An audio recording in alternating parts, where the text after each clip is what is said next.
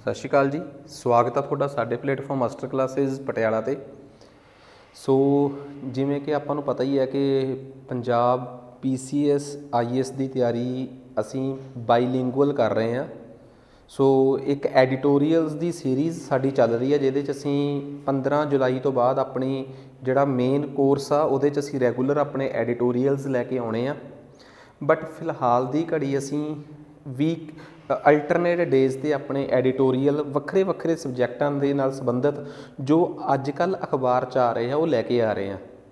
Content bilingual पढ़ाउण दा मकसद ये आ कि ਜਿਹੜੇ इंग्लिश मीडियम च अपनी आंसर राइटिंग करना चाਹੁੰਦੇ ਆ ਤੇ ਉਹ ਵੀ ਬਿਲਕੁਲ ਵੀ ਪ੍ਰਭਾਵਿਤ ਨਾ ਹੋਣ ਤੇ ਸਪੈਸ਼ਲੀ ਜਿਹੜੇ ਪੰਜਾਬੀ ਮੀਡੀਅਮ 'ਚ ਆਪਣੀ ਆਂਸਰ ਰਾਈਟਿੰਗ ਕਰਨਾ ਚਾਹੁੰਦੇ ਆ ਉਹਨਾਂ ਨੂੰ ਉਹ ਸ਼ਬਦਾਂ ਦਾ ਪਤਾ ਲੱਗੇ। ਜਿਵੇਂ ਸਪੈਸ਼ਲੀ ਪਿਛਲੇ ਲੈਕਚਰ ਦੇ ਵਿੱਚ ਮੈਂ ਬਕਾਇਦਾ ਦੱਸਿਆ ਸੀ ਕਿ ਸਾਇੰਸ ਟੈਕ ਨਾਲ ਸੰਬੰਧਿਤ ਜੇ ਆਰਟੀਕਲ ਆਵੇ ਤਾਂ ਇੱਕ ਮੈਂਟਰ ਦੀ ਜ਼ਿੰਮੇਵਾਰੀ ਆ ਕਿ ਆ ਸ਼ਬਦ ਜਿਹੜੇ ਆ ਉਹਨਾਂ ਦੀ ਉਹ ਉਹਦੇ ਕੋਲ ਪੜ੍ਹਦੇ ਹੋਏ ਸਟੂਡੈਂਟਸ ਦੀ ਵਕੈਬਲਰੀ 'ਚ ਯਾਨੀ ਕਿ ਸ਼ਬਦਕੋਸ਼ ਦੇ ਵਿੱਚ ਹੋਣ।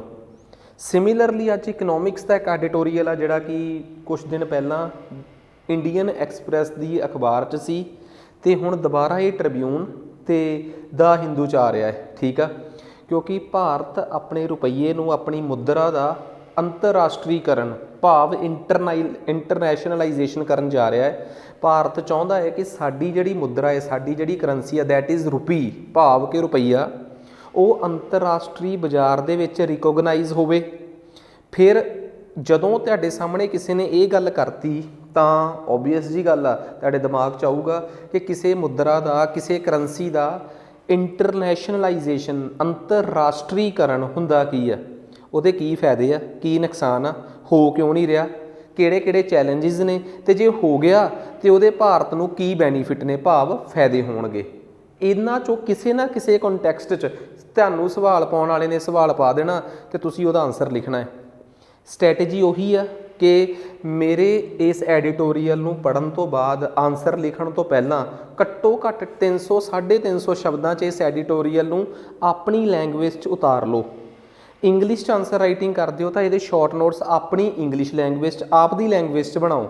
ਪੰਜਾਬੀ 'ਚ ਕਰਦੇ ਹੋ ਅਤੇ ਆਪਣੀ 'ਚ। ਜਿੱਥੇ ਤੁਹਾਨੂੰ ਆਪਣੀ ਲੈਂਗੁਏਜ 'ਚ ਨੋਟਸ ਬਣਾਉਂਦੇ ਹੋਏ ਕਿਤੇ ਇਹੋ ਜਿਹੇ ਸ਼ਬਦ 'ਚ ਉਲਝਣ ਪੈ ਗਈ ਜਿਹੜੀ ਤੁਹਾਨੂੰ ਪੰਜਾਬੀ ਨਹੀਂ ਆਉਂਦੀ ਉਹਦੇ ਵਾਸਤੇ ਤੁਸੀਂ ਸਾਡੇ ਕੋਲ ਆ ਜਾਓ। ਜਿਵੇਂ ਇੰਟਰਨੈਸ਼ਨਲ ਰਿਜ਼ਰਵਸ, ਠੀਕ ਆ, ਜਿਵੇਂ ਉਹਨੂੰ ਕਈ ਵਾਰ ਉਹਨੂੰ ਲੱਗਦਾ ਯਾਰ ਰਿਜ਼ਰਵ ਨੂੰ ਕੀ ਲਿਖਾਂਗੇ, ਚਲੋ ਭੰਡਾਰਨ ਲਿਖ ਦਿੰਦੇ ਹਾਂ, ਦੇਖ ਕੇ ਪਤਾ ਲੱਗ ਜਾਊਗਾ। ਵਕੈਬਲਰੀ ਦੱਸਣ ਦੀ ਜ਼ਿੰਮੇਵਾਰੀ ਸਾਡੀ ਆ, ਵਕੈਬਲਰੀ ਮੇਰੀ ਹੋਊਗੀ ਚਾਹੇ ਇੰਗਲਿਸ਼ ਮੀਡੀਅਮ ਆ ਚਾਹੇ ਪੰਜਾਬੀ ਮੀਡੀਅਮ ਆ। ਕੰਸੈਪਚੁਅਲ ਕਲੈਰਿਟੀ ਮੇਰੀ ਹੋਊਗੀ, ਵਰਡਿੰਗ ਤੁਹਾਡੀ ਹੋਊਗੀ। ਸੋ ਇਸ ਕਮਿਟਮੈਂਟ ਨਾਲ ਤੁਸੀਂ ਕਰੋਗੇ ਤਾਂ ਪਹਿਲੇ ਦਿਨ ਤੋਂ ਆਪਣੀ ਆਨਸਰ ਰਾਈਟਿੰਗ ਸ਼ੁਰੂ ਕਰ ਲਓਗੇ। ਇਹ ਲੈਕਚਰ ਵੈਸੇ ਤਾਂ 5 ਵਜੇ ਲਾਈਵ ਰਿਕਾਰਡ ਹੋਣਾ ਸੀ ਪਰ ਇਹਨੂੰ 1.5 ਘੰਟਾ ਪਹਿਲਾਂ ਹੀ ਰਿਕਾਰਡ ਕੀਤਾ ਜਾ ਰਿਹਾ ਹੈ ਬਿਕੋਜ਼ ਅੱਜ ਦੇ ਦਿਨ ਪਟਿਆਲੇ 'ਚ ਫਲੱਡ ਦੀ ਸਥਿਤੀ ਬਹੁਤ ਖਰਾਬ ਆ। ਕਿਸੇ ਵੀ ਟਾਈਮ ਇਹੋ ਜਿਹੀ ਕੋਈ ਨੋਟੀਫਿਕੇਸ਼ਨ ਆ ਸਕਦੀ ਆ ਕਿ ਕਮਰਸ਼ੀਅਲ ਬਿਲਡਿੰਗਸ ਨੂੰ ਟੈਂਪਰੇਰੀ ਤੌਰ 'ਤੇ ਬੰਦ ਕੀਤਾ ਜਾਵੇ। ਸੋ ਉਸ ਤੋਂ ਪਹਿਲਾਂ ਮੈਂ ਚਾਹੁੰਦਾ ਸੀ ਕਿ ਇਹ ਐਡੀਟੋਰੀਅਲ ਤੁਹਾਡੇ ਤੱਕ ਜ਼ਰੂਰ ਪਹੁੰਚੇ ਕਿਉਂਕਿ ਓਬਵੀਅਸ ਜੀ ਗੱਲ ਆ ਤੁਹਾਡੇ 'ਚੋਂ ਬਹੁਤ ਬੱਚੇ ਠੀਕ ਆ ਐਪਰੀਸ਼ੀਏਟ ਕਰ ਰਹੇ ਆ ਇਸ ਚੀਜ਼ ਨੂੰ ਕਿ ਆਪਾਂ ਪੰਜਾਬੀ ਮੀਡੀਅਮ 'ਚ ਜਾਂ ਇੰਗਲਿਸ਼ ਮੀਡੀਅਮ ਹੋਵੇ ਘੱਟੋ ਘੱਟ ਸਾਨੂੰ ਕੋਈ ਸਾਇੰਸ ਇਕਨੋਮਿਕਸ ਦੇ ਵਿਸ਼ੇ ਸਮਝਾ ਤਾਂ ਰਿਹਾ ਹੈ। ਸੋ ਸਟਾਰਟ ਕਰਦੇ ਹਾਂ ਜੀ ਆਪਾਂ ਅੱਜ ਦਾ ਇਹ ਟੌਪਿਕ, ਪੈਸੇ ਰੁਪਈ ਦਾ ਸਾਡੇ ਰੁਪਈਏ ਦਾ ਅੰਤਰਰਾਸ਼ਟਰੀਕਰਨ। ਅੰਤਰਰਾਸ਼ਟਰੀਕਰਨ ਦਾ ਮਤਲਬ ਆ ਕਿ ਉਹਨੂੰ ਇੰਟਰਨੈਸ਼ਨਲਾਈਜ਼ ਕਰਨਾ। ਤੁਸੀਂ ਇੱਕ ਗੱਲ ਦੇਖੋ, ਭਾਰਤ ਦੇ ਰੁਪਈਏ ਦੀ ਜਿਹੜੀ ਸਥਿਤੀ ਅੱਜ ਆ ਉਹ ਪਹਿਲਾਂ ਕਦੇ ਨਹੀਂ ਸੀ। ਆਜ਼ਾਦੀ ਤੋਂ ਪਹਿਲਾਂ ਤਾਂ ਭਾਰਤੀ ਰੁਪਈ ਬਹੁਤ ਵੈਲਿਊਏਬਲ ਸੀ, ਇਸ ਕਰੰਸੀ 'ਚ ਇਸ ਮੁਦਰਾ 'ਚ ਇੱਕ ਦਮ ਸੀ। 47 ਤੋਂ ਬਾਅਦ ਵੀ ਉਹ ਦਮ ਖਤਮ ਨਹੀਂ ਹੋਇਆ। ਤੁਸੀਂ ਨਾ ਕਦੇ ਵੀ ਭਾਰਤ ਦੇ ਜਿਹੜੇ ਵੈਸਟ ਵਾਲੇ ਪਾਸੇ ਦੇਸ਼ ਨੇ ਜਿਨ੍ਹਾਂ ਨੂੰ ਆਪਾਂ ਪੱਛਮੀ ਏਸ਼ੀਆ ਕਹਿੰਦੇ ਆ, ਵੈਸਟ ਏਸ਼ੀਆ, ਤੁਹਾਡੇ 'ਚੋਂ ਕਈ ਲੋਕ ਉਹਨਾਂ ਨੂੰ ਮਿਡਲ ਈਸਟ ਵੀ ਕਹਿੰਦੇ ਆ ਅਤੇ ਕਈ ਉਹਨੂੰ ਅਰਬ ਕੰਟਰੀ ਵੀ ਕਹਿੰਦੇ ਆ, UAE, ਕੁਵੈਤ, ਬਹਿਰੇਨ ਵਗੈਰਾ ਦੇਸ਼। ਕਿਸੇ ਟਾਈਮ ਤੱਕ ਉੱਥੇ ਭਾਰਤੀ ਕਰੰਸੀ ਦਾ ਸਿੱਕਾ ਚੱਲਦਾ ਸੀ। ਮੈਂ ਤੁਹਾਨੂੰ ਜਸਟ ਇੱਕ ਐਗਜ਼ਾਮਪਲ ਦੇਣ ਦੀ ਕੋਸ਼ਿਸ਼ ਕਰਦਾ ਕਿ 50ਵਾਂ ਦੇ ਦਹਾਕੇ 'ਚ ਨਾ UAE, ਕੁਵੈਤ, ਬਹਿਰੇਨ ਵਗੈਰਾ 'ਚ ਇੱਥੇ ਇੰਡੀਅਨ ਕਰੰਸੀ ਚੱਲਦੀ ਹੁੰਦੀ ਸੀ। ਪਰ ਫਿਰ ਇੱਕ ਦਿੱਕਤ ਆਈ ਇੱਥੇ, ਉੱਧਰਲੇ ਪਾਸੇ ਨਾ ਗੋਲਡ ਬਹੁਤ ਸੀ, ਗੋਲਡ ਦੀ ਸਮਗਲਿੰਗ ਹੋਣ ਲੱਗ ਪਈ ਅਤੇ ਉਹਦੇ 'ਚ ਭਾਰਤੀ ਰੁਪਈ ਬਹੁਤ ਵਧੀਆ ਵੱਡੇ ਪੱਧਰ 'ਤੇ ਵਰਤਿਆ ਜਾਣ ਲੱਗ ਪਿਆ। ਫਿਰ ਰਿਜ਼ਰਵ ਬੈਂਕ ਦੇ ਸਾਹਮਣੇ ਇਹ ਦਿੱਕਤ ਆਈ ਤਾਂ ਰਿਜ਼ਰਵ ਬੈਂਕ ਨੇ ਕੀ ਕੀਤਾ, ਉਹਨਾਂ ਦੇਸ਼ਾਂ ਵਾਸਤੇ ਸਪੈਸ਼ਲੀ ਵੈਸਟ ਏਸ਼ੀਆ ਦੇ, ਪੱਛਮੀ ਏਸ਼ੀਆ ਦੇ ਉਹਨਾਂ ਦੇਸ਼ਾਂ ਵਾਸਤੇ ਇੱਕ ਵੱਖਰਾ ਸਪੈਸ਼ਲ ਕਰੰਸੀ ਲਾਂਚ ਕਰਤੀ, ਉਹਨੂੰ ਨਾਮ ਦਿੱਤਾ ਇਹਨਾਂ ਨੇ ਗਲਫ ਰੁਪੀ, मतलब कि ਖਾੜੀ ਵਾਲਾ ਰੁਪਈਆ। ਰਿਜ਼ਰਵ ਬੈਂਕ ਆਫ ਇੰਡੀਆ ਨੇ ਇੱਕ ਸਪੈਸ਼ਲ ਸੋਧ ਕੀਤੀ ਆਪਣੇ 1934 ਵਾਲੇ ਐਕਟ 'ਚ, ਤੇ ਖਾੜੀ ਦੇ ਦੇਸ਼ਾਂ ਲਈ, ਗਲਫ ਕੰਟਰੀਆਂ ਲਈ ਸਪੈਸ਼ਲ ਇੱਕ ਨਵੀਂ ਕਰੰਸੀ ਲਾਂਚ ਕਰਤੀ, ਗਲਫ ਰੁਪੀ। ਖੈਰ ਉਹ ਵੀ ਸਹੀ ਸੀ, ਪਰ 1965 ਤੋਂ ਬਾਅਦ ਗੇਮ ਪਲਟ ਗਈ। ਵਜ੍ਹਾ 1965 ਤੋਂ ਪਹਿਲਾਂ ਤਾਂ ਸਥਿਤੀਆਂ ਠੀਕ ਸੀ। 1965 ਤੋਂ ਬਾਅਦ ਜਦੋਂ ਭਾਰਤ ਦੇ ਰੁਪਈਏ ਦੀ ਵੈਲਿਊ ਲਗਾਤਾਰ ਘਟਣ ਲੱਗ ਪਈ, ਤਾਂ 1965 ਤੋਂ ਬਾਅਦ ਭਾਰਤ ਦੀ ਇੰਦਰਾ ਗਾਂਧੀ ਸਰਕਾਰ ਤੇ ਬਹੁਤ ਵੱਡਾ ਦਬਾਅ ਪਿਆ, ਤੇ ਡਾਲਰ ਦੇ ਮੁਕਾਬਲੇ, ਠੀਕ ਆ, ਡਾਲਰ ਦੇ ਮੁਕਾਬਲੇ ਭਾਰਤ ਨੂੰ ਆਪਣੇ ਰੁਪਈਏ ਨੂੰ ਕਮਜ਼ੋਰ ਕਰਨਾ ਪਿਆ। ਇੰਗਲਿਸ਼ 'ਚ ਆਪਾਂ ਕਹਿੰਦੇ ਆ ਕਿ ਆਪਣੇ ਰੁਪਈਏ ਨੂੰ ਡਿਵੈਲੂਏਟ ਕਰਨਾ ਪੈ ਗਿਆ। ਭਾਰਤ ਦਾ ਰੁਪਈਆ ਪਹਿਲੀ ਵਾਰ ਵੱਡੇ ਪੱਧਰ ਤੇ 1966 ਦੇ ਵਿੱਚ ਕਮਜ਼ੋਰ ਹੋਇਆ ਐਜ਼ ਕੰਪੇਅਰ ਟੂ ਡਾਲਰ। ਜਦੋਂ ਕਿਸੇ ਦੇਸ਼ ਦੀ ਕਰੰਸੀ ਜਾਂ ਮੁਦਰਾ ਦੂਜੇ ਦੇਸ਼ ਦੀ ਕਰੰਸੀ ਦੇ ਬਦਲੇ ਕਮਜ਼ੋਰ ਪੈ ਜੇ, ਉਹਦੇ ਮੁਕਾਬਲੇ 'ਚ ਕਮਜ਼ੋਰ ਹੋ ਜੇ ਨਾ, ਤਾਂ ਤੁਸੀਂ ਸਮਝ ਲਓ ਕਿ ਕਮਜ਼ੋਰ ਹੋ ਰਹੀ ਕਰੰਸੀ ਆਪਣੀ ਹੈਸੀਅਤ ਗਵਾ ਰਹੀ ਆ। ਉਸ ਤੋਂ ਬਾਅਦ ਲਗਾਤਾਰ ਜਦੋਂ ਇਹ ਕਰੰਸੀ ਹੋਰ ਕਮਜ਼ੋਰ ਹੁੰਦੀ ਹੋਈ ਗਈ, ਤਾਂ ਅਰਬ ਕੰਟਰੀ ਦੇ ਲੋਕਾਂ ਨੇ, ਜਿਨ੍ਹਾਂ ਨੇ ਭਾਰਤ ਦੇ ਗਲਫ ਰੂਪੀ ਨੂੰ ਅਪਣਾਇਆ ਹੋਇਆ ਸੀ, ਉਹ ਵੀ ਫਿਰ ਪਿੱਛੇ ਹਟ ਗਏ ਕਿ ਸਾਨੂੰ ਤੁਹਾਡਾ ਰੁਪਈਆ ਨਹੀਂ ਚਾਹੀਦਾ, ਇਹ ਕੀ ਪਤਾ ਕਦੋਂ ਖਤਮ ਹੋ ਜੇ, ਤੁਹਾਡੇ ਰੁਪਈਏ ਦੀ ਜਾਨ ਕੀ ਪਤਾ ਕਦੋਂ ਨਿਕਲ ਜੇ, ਠੀਕ ਆ, ਕਦੋਂ ਤੁਹਾਡਾ ਕਦੋਂ $1 ਤੁਹਾਡੇ 80 ਰੁਪਈਆਂ ਦੇ ਬਰਾਬਰ ਹੋ ਜੇ। ਫਿਰ ਸਾਡੇ ਇੱਥੇ ਤਾਂ ਇਸ ਰੁਪਈਏ ਦੀ ਕੋਈ ਵੈਲਿਊ ਨਹੀਂ ਰਹੀ, ਅਸੀਂ ਆਪਣੀ ਕਰੰਸੀ ਆਪ ਬਣਾਵਾਂਗੇ, ਕਿਉਂਕਿ ਅੱਜ ਕੱਲ੍ਹ ਸਾਡੇ ਕੋਲ ਇੰਨਾ ਧਨ ਦੌਲਤ ਆ, ਇੰਨਾ ਗੋਲਡ ਆ ਕਿ ਸਾਡੀ ਕਰੰਸੀ ਡਾਲਰ ਦੇ ਮੁਕਾਬਲੇ ਵਧੀਆ ਮਜ਼ਬੂਤ ਆ, ਸਾਨੂੰ ਤੁਹਾਡੀ ਕਰੰਸੀ ਦੀ ਸਪੋਰਟ ਦੀ ਲੋੜ ਨਹੀਂ। ਉੱਥੋਂ ਬਾਅਦ ਭਾਰਤ ਦਾ ਜਿਹੜਾ ਪੈਸਾ ਸੀਗਾ, ਰੁਪਈਆ ਸੀਗਾ, ਉਹਦੇ ਅੰਤਰਰਾਸ਼ਟਰੀਕਰਨ ਦੇ ਵਿੱਚ, ਇੰਟਰਨੈਸ਼ਨਲਾਈਜੇਸ਼ਨ ਹੋਣ ਦੇ ਪਿੱਛੇ ਨੂੰ ਕੰਮ ਸ਼ੁਰੂ ਹੋ ਗਿਆ। ਭਾਰਤ ਦੀ ਰੁਪਈ ਦਾ ਮਾੜਾ ਟਾਈਮ ਉਦੋਂ ਸ਼ੁਰੂ ਹੋਇਆ। ਸੋ ਇਹ ਬੈਕਗਰਾਊਂਡ ਦੱਸਿਆ ਮੈਂ ਤੁਹਾਨੂੰ ਕਿ ਭਾਰਤ ਦਾ ਰੁਪਈਆ ਜਿਹਦੀ ਅੱਜ ਹੈਸੀਅਤ ਆ, ਤੁਹਾਨੂੰ ਪਤਾ ਦੁਨੀਆ ਦੇ ਕੁੱਲ ਵਪਾਰ 'ਚ ਇੰਡੀਆ ਦੇ ਰੁਪਈਏ ਦੇ ਵਿੱਚ ਵਪਾਰ 1.5% ਵੀ ਨਹੀਂ ਹੁੰਦਾ।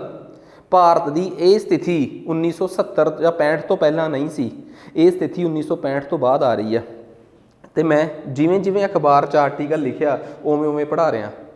ਹੁਣ ਤੁਸੀਂ ਪੁੱਛੋਗੇ ਕਿ ਇੰਡੀਆ ਆਪਣੇ ਰੁਪਈਏ ਦਾ ਅੰਤਰਰਾਸ਼ਟਰੀਕਰਨ ਕਿਉਂ ਕਰਨਾ ਚਾਹੁੰਦਾ ਹੈ? Why India is leading towards internationalisation of rupee. Bharat ਆਪਣੇ ਰੁਪਈਏ ਦਾ ਅੰਤਰਰਾਸ਼ਟਰੀਕਰਨ ਕਿਉਂ ਕਰਨਾ ਚਾਹੁੰਦਾ ਹੈ? ਤੁਹਾਡੇ ਦਿਮਾਗ 'ਚ ਸਵਾਲ ਤਾਂ ਆਊਗਾ। ਹੁਣ ਸੁਣੋ ਉਹਦਾ ਜਵਾਬ। ਤੁਹਾਨੂੰ ਪਤਾ ਮੇਰੇ ਕੋਲ ਜਿਸ ਕਮਰੇ 'ਚ ਮੈਂ ਪੜ੍ਹਾ ਰਿਹਾ, ਇਸ ਕਮਰੇ 'ਚ ਇੱਕ ਫ਼ੋਨ ਪਿਆ ਹੈ, ਇੱਕ ਕੈਮਰਾ ਪਿਆ ਹੈ, ਇੱਕ ਬੋਰਡ ਪਿਆ ਹੈ, ਮੰਨ ਲਓ ਏਸੀ ਲੱਗਿਆ ਹੋਇਆ ਹੈ। ਇਹ ਸਾਰੀਆਂ ਚੀਜ਼ਾਂ ਮੰਨ ਲਓ ਹੱਦ 2 ਲੱਖ ਰੁਪਏ ਦੀਆਂ ਹੋਣ, ਤਾਂ ਮੇਰੇ ਇਸ ਕਮਰੇ ਦੀ ਜਿਹੜੀ GDP ਹੈ ਨਾ, ਜਿਹਨੂੰ ਤੁਸੀਂ ਇੰਗਲਿਸ਼ 'ਚ ਕਹਿੰਦੇ ਹੋ ਗ੍ਰੋਸ ਡੋਮੈਸਟਿਕ ਪ੍ਰੋਡਕਟ, ਕਿ ਇੱਕ ਹੱਦ ਦੇ ਅੰਦਰ ਪਈਆਂ ਸਾਰੀਆਂ ਚੀਜ਼ਾਂ ਦੀ ਪੈਸੇ ਦੇ ਵਿੱਚ ਵੈਲਿਊ, ਉਹਨੂੰ ਇੰਗਲਿਸ਼ 'ਚ ਕਹਿੰਦੇ ਆ ਗ੍ਰੋਸ ਡੋਮੈਸਟਿਕ ਪ੍ਰੋਡਕਟ, ਭਾਵ ਸਕਲ ਘਰੇਲੂ ਉਤਪਾਦ। ਤੇ ਜੇ ਇਹਨੂੰ ਸ਼ਾਰਟ ਫਾਰਮ 'ਚ ਲਿਖਣਾ ਹੋਵੇ ਤਾਂ GDP।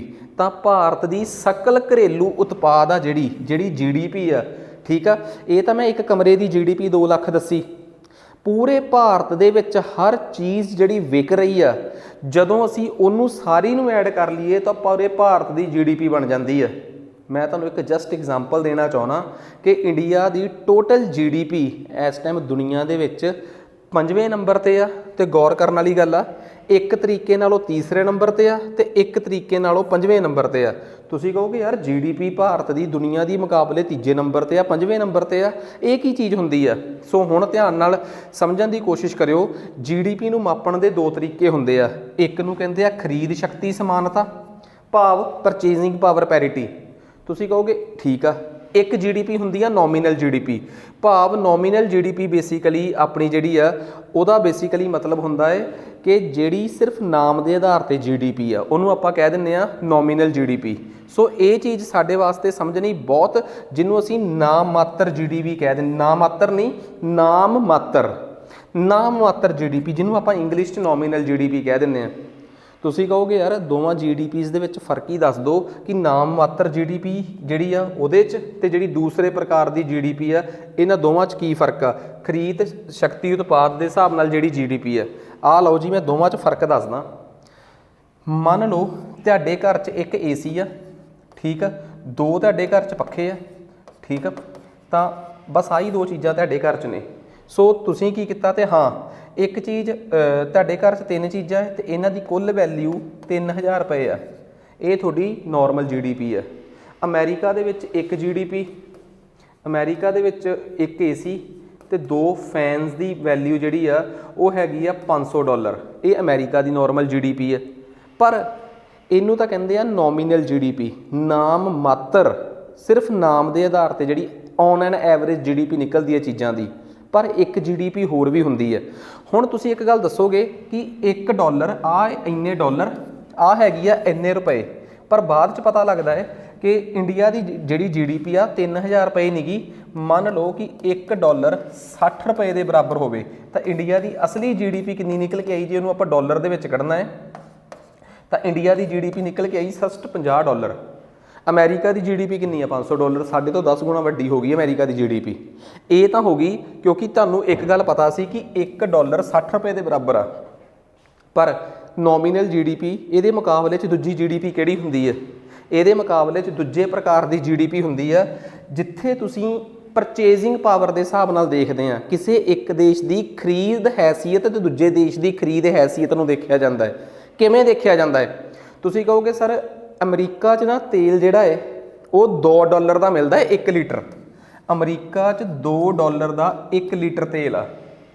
ਇੰਡੀਆ ਦੇ ਵਿੱਚ ਮੰਨ ਲਓ ਕਿਸੇ ਨੇ ਕਿਹਾ ਜੀ 1 ਲੀਟਰ ਤੇਲ ਮਿਲਦਾ ਹੈ 40 ਰੁਪਏ ਦਾ। ਜਸਟ ਐਗਜ਼ਾਮਪਲ ਦੇ ਰਿਹਾ ਤਾਂ ਪਤਾ ਲੱਗਿਆ ਕਿ ਖਰੀਦਣ ਦੇ ਹਿਸਾਬ ਨਾਲ, ਵਿਕਰੀ ਦੇ ਹਿਸਾਬ ਨਾਲ $1 ਦੀ ਹੈਸੀਅਤ 20 ਰੁਪਏ ਆ। ਇਹਨੂੰ ਕਹਿੰਦੇ ਆ ਖਰੀਦਣ ਦੀ ਹੈਸੀਅਤ ਦੇ ਮੁਤਾਬਕ, ਪਰਚੇਜ਼ਿੰਗ ਪਾਵਰ ਪੈਰਿਟੀ ਦੇ ਮੁਕਾਬਲੇ। ਸੋ ਜੇ ਤੁਸੀਂ ਖਰੀਦ ਦੀ ਹੈਸੀਅਤ ਨੂੰ ਦੇਖੋਗੇ ਤਾਂ $1 20 ਰੁਪਏ ਦਾ ਹੈ। ਜੇ ਤੁਸੀਂ ਇਸ ਹਿਸਾਬ ਨਾਲ GDP ਦੀ ਕੈਲਕੂਲੇਸ਼ਨ ਕਰੋਗੇ ਉਹਨੂੰ ਕਹਿੰਦੇ ਆ ਪਰਚੇਜ਼ਿੰਗ ਪਾਵਰ ਪੈਰਿਟੀ ਵਾਲੀ GDP। ਤੇ ਜੇ ਤੁਸੀਂ ਦੂਜੇ ਤਰੀਕੇ ਨਾਲ ਜੋ ਬਾਜ਼ਾਰ ਦਾ ਰੇਟ ਚੱਲਦਾ ਹੈ, ਜੇ ਉਸ ਹਿਸਾਬ ਨਾਲ ਕੰਪੈਰੀਜ਼ਨ ਕਰੋਗੇ, ਜਿਹੜਾ ਕਿ ਰੇਟ ਚੱਲ ਰਿਹਾ $1 ਇਜ਼ ਇਕੁਅਲ ਟੂ ਮੰਨ ਲਓ 60 ਰੁਪਏ ਚੱਲਦਾ ਹੋਵੇ, ਮੈਨੂੰ ਨਹੀਂ ਪਤਾ ਕਿੰਨਾ ਚੱਲਦਾ, ਫਿਰ ਜੇ ਤੁਸੀਂ GDP ਨੂੰ ਕੰਪੇਅਰ ਕਰੋਗੇ ਤਾਂ ਉਹ GDP ਆਊਗੀ ਨੋਮੀਨਲ GDP। ਸੋ ਜੇ ਕੋਈ ਮੈਨੂੰ ਪੁੱਛੇ ਕਿ ਸਰ ਇਹਨਾਂ ਦੋਵਾਂ GDPs ਦੇ ਵਿੱਚ ਫਰਕ ਤਾਂ ਤੁਸੀਂ ਦੱਸਤਾ। ਜੇ ਮੈਂ ਨੋਰਮਲ GDP ਦੇ ਹਿਸਾਬ ਨਾਲ ਗੱਲ ਕਰਾਂ ਤਾਂ ਇੰਡੀਆ ਦੁਨੀਆ ਦੀ 5ਵੀਂ ਸਭ ਤੋਂ ਵੱਡੀ ਇਕੋਨਮੀ ਆ, 5ਵੀਂ ਸਭ ਤੋਂ ਵੱਡੀ ਅਰਥ ਵਿਵਸਥਾ ਹੈ। ਤੇ ਜੇ ਮੈਂ ਖਰੀਦਦਾਰੀ ਦੀ ਹੈਸੀਅਤ ਦੇ ਮੁਕਾਬਲੇ ਨਾਲ ਗੱਲ ਕਰਾਂ ਤਾਂ ਇੰਡੀਆ ਦੁਨੀਆ ਦੀ 3ਜੀ ਸਭ ਤੋਂ ਵੱਡੀ ਅਰਥ ਵਿਵਸਥਾ ਹੈ। ਯਾਰ ਮੈਂ ਕੀ ਲੈਣਾ 5ਵੀਂ ਆ ਕਿ 3ਜੀ ਆ? ਪਰ ਤੁਹਾਨੂੰ ਇੱਕ ਗੱਲ ਪਤਾ, ਜਦੋਂ ਦੁਨੀਆ ਦੇ ਟੌਪ 10 ਦੇਸ਼ਾਂ ਦਾ ਨਾਮ ਲਈਏ ਤਾਂ ਭਾਰਤ ਦੀ GDP ਦੀ, ਭਾਰਤ ਦੀ ਗਰੋਥ, ਭਾਰਤ ਦੀ ਸਕਲ ਘਰੇਲੂ ਉਤਪਾਦ, ਭਾਰਤ ਦੀ ਇਕਨੋਮਿਕਸ ਦੀ, ਭਾਰਤ ਦੀ ਇਕੋਨਮੀ ਦੀ ਵੈਲਿਊ ਆ। ਇਹ ਤਾਂ ਪਤਾ ਲੱਗ ਗਿਆ ਤੁਹਾਨੂੰ। ਇਟ ਮੀਨਸ ਜਿਹੜਾ ਦੇਸ਼ ਦੁਨੀਆ ਦੇ ਵਿੱਚ ਪਹਿਲੇ 5 ਦੇਸ਼ਾਂ 'ਚ ਆਉਂਦਾ ਹੋਵੇ ਉਸ ਦੇਸ਼ ਦੇ ਰੁਪਈਏ ਦੀ ਕੋਈ ਹੈਸੀਅਤ ਹੀ ਨਾ ਹੋਵੇ, ਇਹ ਤਾਂ ਬੜੀ ਚਿੰਤਾ ਵਾਲੀ ਗੱਲ ਆ। ਸੋ ਅੱਜ ਅਸੀਂ ਇਹੀ ਗੱਲਾਂ ਪਤਾ ਕਰਨੀਆਂ ਹੈ ਕਿ ਭਾਰਤ ਦੇ ਰੁਪਈਏ ਦਾ ਅੰਤਰਰਾਸ਼ਟਰੀਕਰਨ ਕਿਉਂ ਨਹੀਂ ਹੋਇਆ। ਸਾਡਾ ਗਵਾਂਢੀ ਦੇਸ਼ ਚਾਈਨਾ ਆਪਣੀ ਕਰੰਸੀ ਰੈਂਬੀਨੀ ਦਾ ਮੁਦਰੀਕਰਨ ਕਿਵੇਂ ਕਰ ਗਿਆ? ਅਸੀਂ ਕਿਉਂ ਪਿਛੜ ਗਏ? ਤੇ ਜੇ ਨਾ ਪਿਛੜਦੇ ਤਾਂ ਸਾਨੂੰ ਕੀ ਫਾਇਦੇ ਹੁੰਦੇ? ਤੇ ਅੱਜ ਅਸੀਂ ਨਾ ਪਿਛੜੀਏ, ਸਾਡੇ ਅੱਗੇ ਕਿਹੜੇ-ਕਿਹੜੇ ਚੈਲੰਜ ਨੇ ਜਿਹਦੇ ਕਰਕੇ ਅਸੀਂ ਪਿਛੜ ਰਹੇ ਹਾਂ। ਸੋ ਜੇ ਮੇਰੀਆਂ ਸਾਰੀਆਂ ਗੱਲਾਂ ਨੂੰ ਤੁਸੀਂ ਇੱਕ ਵਾਰ 'ਚ ਸਮਝ ਗਏ ਤਾਂ ਸਮਝ ਲਓ ਕਿ ਤੁਹਾਨੂੰ ਇਕਨੋਮਿਕਸ ਦਾ ਇਹ ਲੈਕਚਰ ਬੜਾ ਵਧੀਆ ਸਮਝ ਆਊਗਾ। ਇਹਦਾ ਮਤਲਬ ਇੱਥੋਂ ਤੁਹਾਨੂੰ ਇਹ ਸਮਝ ਆਉਣੀ ਚਾਹੀਦੀ ਆ ਕਿ ਤੁਸੀਂ ਇਕਨੋਮਿਕਸ 'ਚ ਕਿੰਨੇ ਕੁ ਮਾਹਰ ਹੋ। ਆ ਜਾਓ ਜੀ ਹੁਣ ਚੱਲਦੇ ਹਾਂ ਆਪਾਂ ਅੱਗੇ। ਸੋ ਕੁੱਲ ਮਿਲਾ ਕੇ ਕਿਸੇ ਵੀ ਰੁਪਏ ਦਾ ਅੰਤਰਰਾਸ਼ਟਰੀਕਰਨ, ਇਹਦੇ ਤੋਂ ਭਾਵ ਕੀ ਹੁੰਦਾ ਹੈ? ਇਹਦੇ ਤੋਂ ਭਾਵ ਇਹ ਆ ਕਿ ਇੰਡੀਆ ਤੋਂ ਬਾਰ-ਬਾਰ ਵੀ ਉਹ ਰੁਪਈਆ ਵਰਤਿਆ ਜਾਵੇ। ਕਿਹਦੇ ਤੌਰ ਤੇ? ਦੂਜੇ ਦੇਸ਼ ਉਹਨੂੰ ਵਪਾਰ ਵਾਸਤੇ, ਨਿਵੇਸ਼ ਵਾਸਤੇ, ਦੂਜੇ ਦੇਸ਼ ਉਹਦਾ ਭੰਡਾਰਨ ਕਰਨ ਵਾਸਤੇ। ਜਿਵੇਂ ਅਸੀਂ ਨਹੀਂ ਕਹਿੰਦੇ ਕਿ ਸਾਡੇ ਕੋਲ ਅਮਰੀਕਾ ਦਾ ਡਾਲਰ ਇਕੱਠਾ ਹੋ ਜੇ, ਤੇ ਜਿੱਦਣ ਸਾਡਾ ਰੁਪਈਆ ਅੰਤਰਰਾਸ਼ਟਰੀ ਪੱਧਰ ਤੇ ਪਹੁੰਚ ਗਿਆ ਉਦਣ ਸਾਡੇ ਰੁਪਈਏ ਦਾ ਵੀ ਭੰਡਾਰ ਬਣਾ ਕੇ ਬੰਗਲਾਦੇਸ਼, ਓਮਾਨ, ਇਹ ਸਾਰੇ ਦੇਸ਼ ਇਕੱਠਾ ਕਰਕੇ ਰੱਖਣਗੇ। ਜਿਸ ਦਿਨ ਇਹ ਹਾਲਾਤ ਪੈਦਾ ਹੋ ਗਏ ਉਸ ਦਿਨ ਹੋ ਜਾਊਗਾ ਭਾਰਤੀ ਰੁਪਏ ਦਾ ਅੰਤਰਰਾਸ਼ਟਰੀਕਰਨ। ਸੋ ਸਭ ਤੋਂ ਪਹਿਲਾਂ ਤਾਂ ਮੈਂ ਉਮੀਦ ਕਰਦਾ ਕਿ ਇਹ ਸਮਝ ਆ ਗਈ। ਹੁਣ ਆ ਜਾਓ ਸਭ ਤੋਂ ਪਹਿਲੀ ਗੱਲ, ਕਰੰਟ ਸਟੇਟਸ, ਮੌਜੂਦਾ ਹਾਲਾਤ। ਭਾਰਤ ਦੇ ਰੁਪਈਏ ਦੇ ਅੰਤਰਰਾਸ਼ਟਰੀਕਰਨ ਨੂੰ ਲੈ ਕੇ ਜੇ ਤੁਸੀਂ ਮੈਨੂੰ ਪੁੱਛਿਆ ਹੀ ਆ ਕਿ ਸਰ ਦੱਸੋ, ਤਾਂ ਤੁਹਾਡਾ ਸਭ ਤੋਂ ਪਹਿਲਾ ਸਵਾਲ ਹੋਊਗਾ ਕਿ ਸਰ ਅੱਜ ਦੀ ਸਥਿਤੀ ਦੱਸੋ ਕੀ ਹੈ, ਹੁਣ ਤੱਕ ਹਾਲਾਤ 'ਚ ਹੈ ਕੀ ਆ, ਭਾਰਤ ਦੇ ਰੁਪਈਏ ਦਾ ਅੰਤਰਰਾਸ਼ਟਰੀ ਵੈਲਿਊ ਕਿੱਥੇ ਕੁ ਖੜੀ ਆ, ਮਾੜਾ ਜਿਹਾ ਕਲੀਅਰ ਕਰ ਦਿਓ। ਲੋ ਸਭ ਤੋਂ ਪਹਿਲਾਂ ਤਾਂ ਮੈਂ ਦੱਸਦਾ ਕਿ ਭਾਰਤ ਦਾ ਜਿਹੜਾ ਰੁਪਈਆ ਹੈ ਨਾ ਉਹ ਲਿਮਟਿਡ ਮਾਤਰਾ 'ਚ, ਸੀਮਿਤ ਮਾਤਰਾ ਤੱਕ ਹੀ ਅੰਤਰਰਾਸ਼ਟਰੀ ਪੱਧਰ ਤੇ ਪਹੁੰਚ ਸਕਿਆ ਹੈ। ਸੋ ਸਭ ਤੋਂ ਪਹਿਲੀ ਗੱਲ ਕਿਵੇਂ ਪਤਾ ਲੱਗਦਾ ਪੂਰੀ ਦੁਨੀਆ 'ਚ ਜਿੰਨਾ ਦੁਨੀਆ ਦੀਆਂ ਸਾਰੀਆਂ ਕਰੰਸੀਆਂ 'ਚ ਵਪਾਰ ਹੁੰਦਾ ਸਾਡੇ ਰੁਪਈਏ 'ਚ ਸਿਰਫ 1.6% ਵਪਾਰ ਹੁੰਦਾ ਹੈ। ਕਿੱਡੀ ਹਲਕੇ ਪੱਧਰ ਦੀ ਗੱਲ ਆ ਪਹਿਲੀ ਗੱਲ।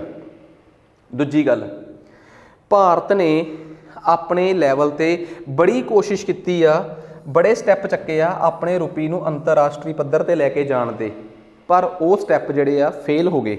ਤੁਸੀਂ ਕਹੋਗੇ ਸਰ ਐਗਜ਼ਾਮਪਲ ਦਿਓ ਕਿਵੇਂ? ਭਾਰਤ ਨੇ ਆਪਣੇ ਗਵਾਂਢੀ ਦੇਸ਼, ਗਵਾਂਢੀ ਨਹੀਂ ਗਵਾਂਢੀ ਦਾ ਗਵਾਂਢੀ ਰਸ਼ੀਆ, ਇੰਡੀਆ ਨੇ ਰਸ਼ੀਆ ਨੂੰ ਕਿਹਾ ਕਿ ਪਲੀਜ਼ ਤੁਸੀਂ ਸਾਡੇ ਤੋਂ ਰੁਪਈਏ ਦੇ ਵਿੱਚ ਤੇਲ ਦਾ ਐਕਸਚੇਂਜ ਕਰੋ, ਠੀਕ ਆ, ਕਿ ਅਸੀਂ ਤੁਹਾਡੇ ਕੋਲ ਤੇਲ ਖਰੀਦਦੇ ਹਾਂ ਤੇ ਤੁਹਾਨੂੰ ਅਸੀਂ ਨਾ ਜਿਹੜੀ ਪੇਮੈਂਟ ਆ ਡਾਲਰ 'ਚ ਨਹੀਂ ਕਰਾਂਗੇ, ਰੁਪਏ 'ਚ ਕਰਾਂਗੇ। ਇਟ ਮੀਨਸ ਦੁਨੀਆ ਨੂੰ ਇਹ ਮੈਸੇਜ ਜਾਊਗਾ ਕਿ ਭਾਰਤ ਦਾ ਰੁਪਈਆ ਜਿਹੜਾ ਹੈ ਉਹ ਵਪਾਰ ਵਾਸਤੇ ਵਰਤਿਆ ਜਾ ਰਿਹਾ ਹੈ। ਰਸ਼ੀਆ ਨੇ ਗੱਲ ਮੰਨ ਲਈ।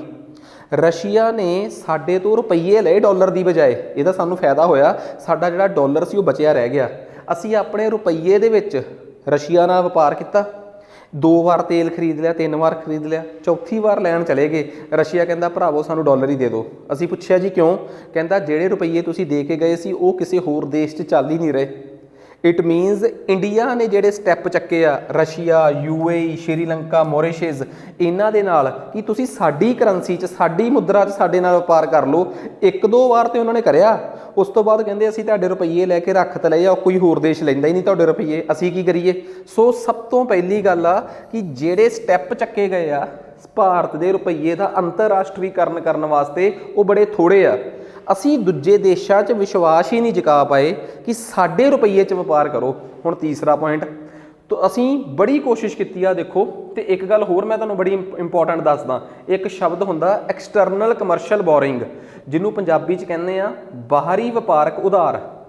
ਬਾਹਰਲੇ ਦੇਸ਼ਾਂ ਨਾਲ ਜੋ ਸਾਡਾ ਉਧਾਰ ਚੱਲਦਾ ਹੈ, ਅਸੀਂ ਬਾਹਰਲੇ ਦੇਸ਼ਾਂ ਨੂੰ ਕਿਹਾ ਕਿ ਸਾਨੂੰ ਲੋਨ ਦੇ ਦਿਓ ਤੇ ਲੋਨ ਵੀ ਸਾਨੂੰ ਰੁਪਈਏ ਦੇ ਫਾਰਮ 'ਚ ਦੇ ਦਿਓ। ਉਹ ਵੀ ਕੰਮ ਸਾਡਾ ਬਹੁਤਾ ਕਾਮਯਾਬ ਹੋ ਨਹੀਂ ਸਕਿਆ। ਮਤਲਬ ਦੁਨੀਆ ਦੇ ਦੇਸ਼ਾਂ ਨੇ ਸਾਡੇ ਨਾਲ ਕਿਸੇ ਵੀ ਤਰੀਕੇ ਦੇ ਵਪਾਰਕ ਸੰਬੰਧ ਬਣਾਉਣ 'ਚ ਰੁਪਈਏ ਦੀ ਜਗ੍ਹਾ ਡਾਲਰ ਨੂੰ ਅਹਿਮੀਅਤ ਦਿੱਤੀ ਆ। ਕਾਰਨ ਇੱਕੋ ਹੀ ਆ, ਕੋਈ ਤੁਹਾਡੀ ਚੀਜ਼ 'ਤੇ ਜਦੋਂ ਤੱਕ ਵਿਸ਼ਵਾਸ ਨਹੀਂ ਕਰੂਗਾ ਉਦੋਂ ਤੱਕ ਉਸ ਚੀਜ਼ ਦੇ ਵਿੱਚ ਖਰੀਦੋ ਪ੍ਰੂਫ ਨਹੀਂ ਹੋਊਗੀ। ਇਹ ਪੱਲੇ ਬੰਨ੍ਹ ਲਓ ਤੁਸੀਂ। ਸੋ ਆਹ ਕਾਰਨ ਸਭ ਤੋਂ ਪਹਿਲਾਂ ਦੇਖਣ ਨੂੰ ਮਿਲਿਆ ਹੈ।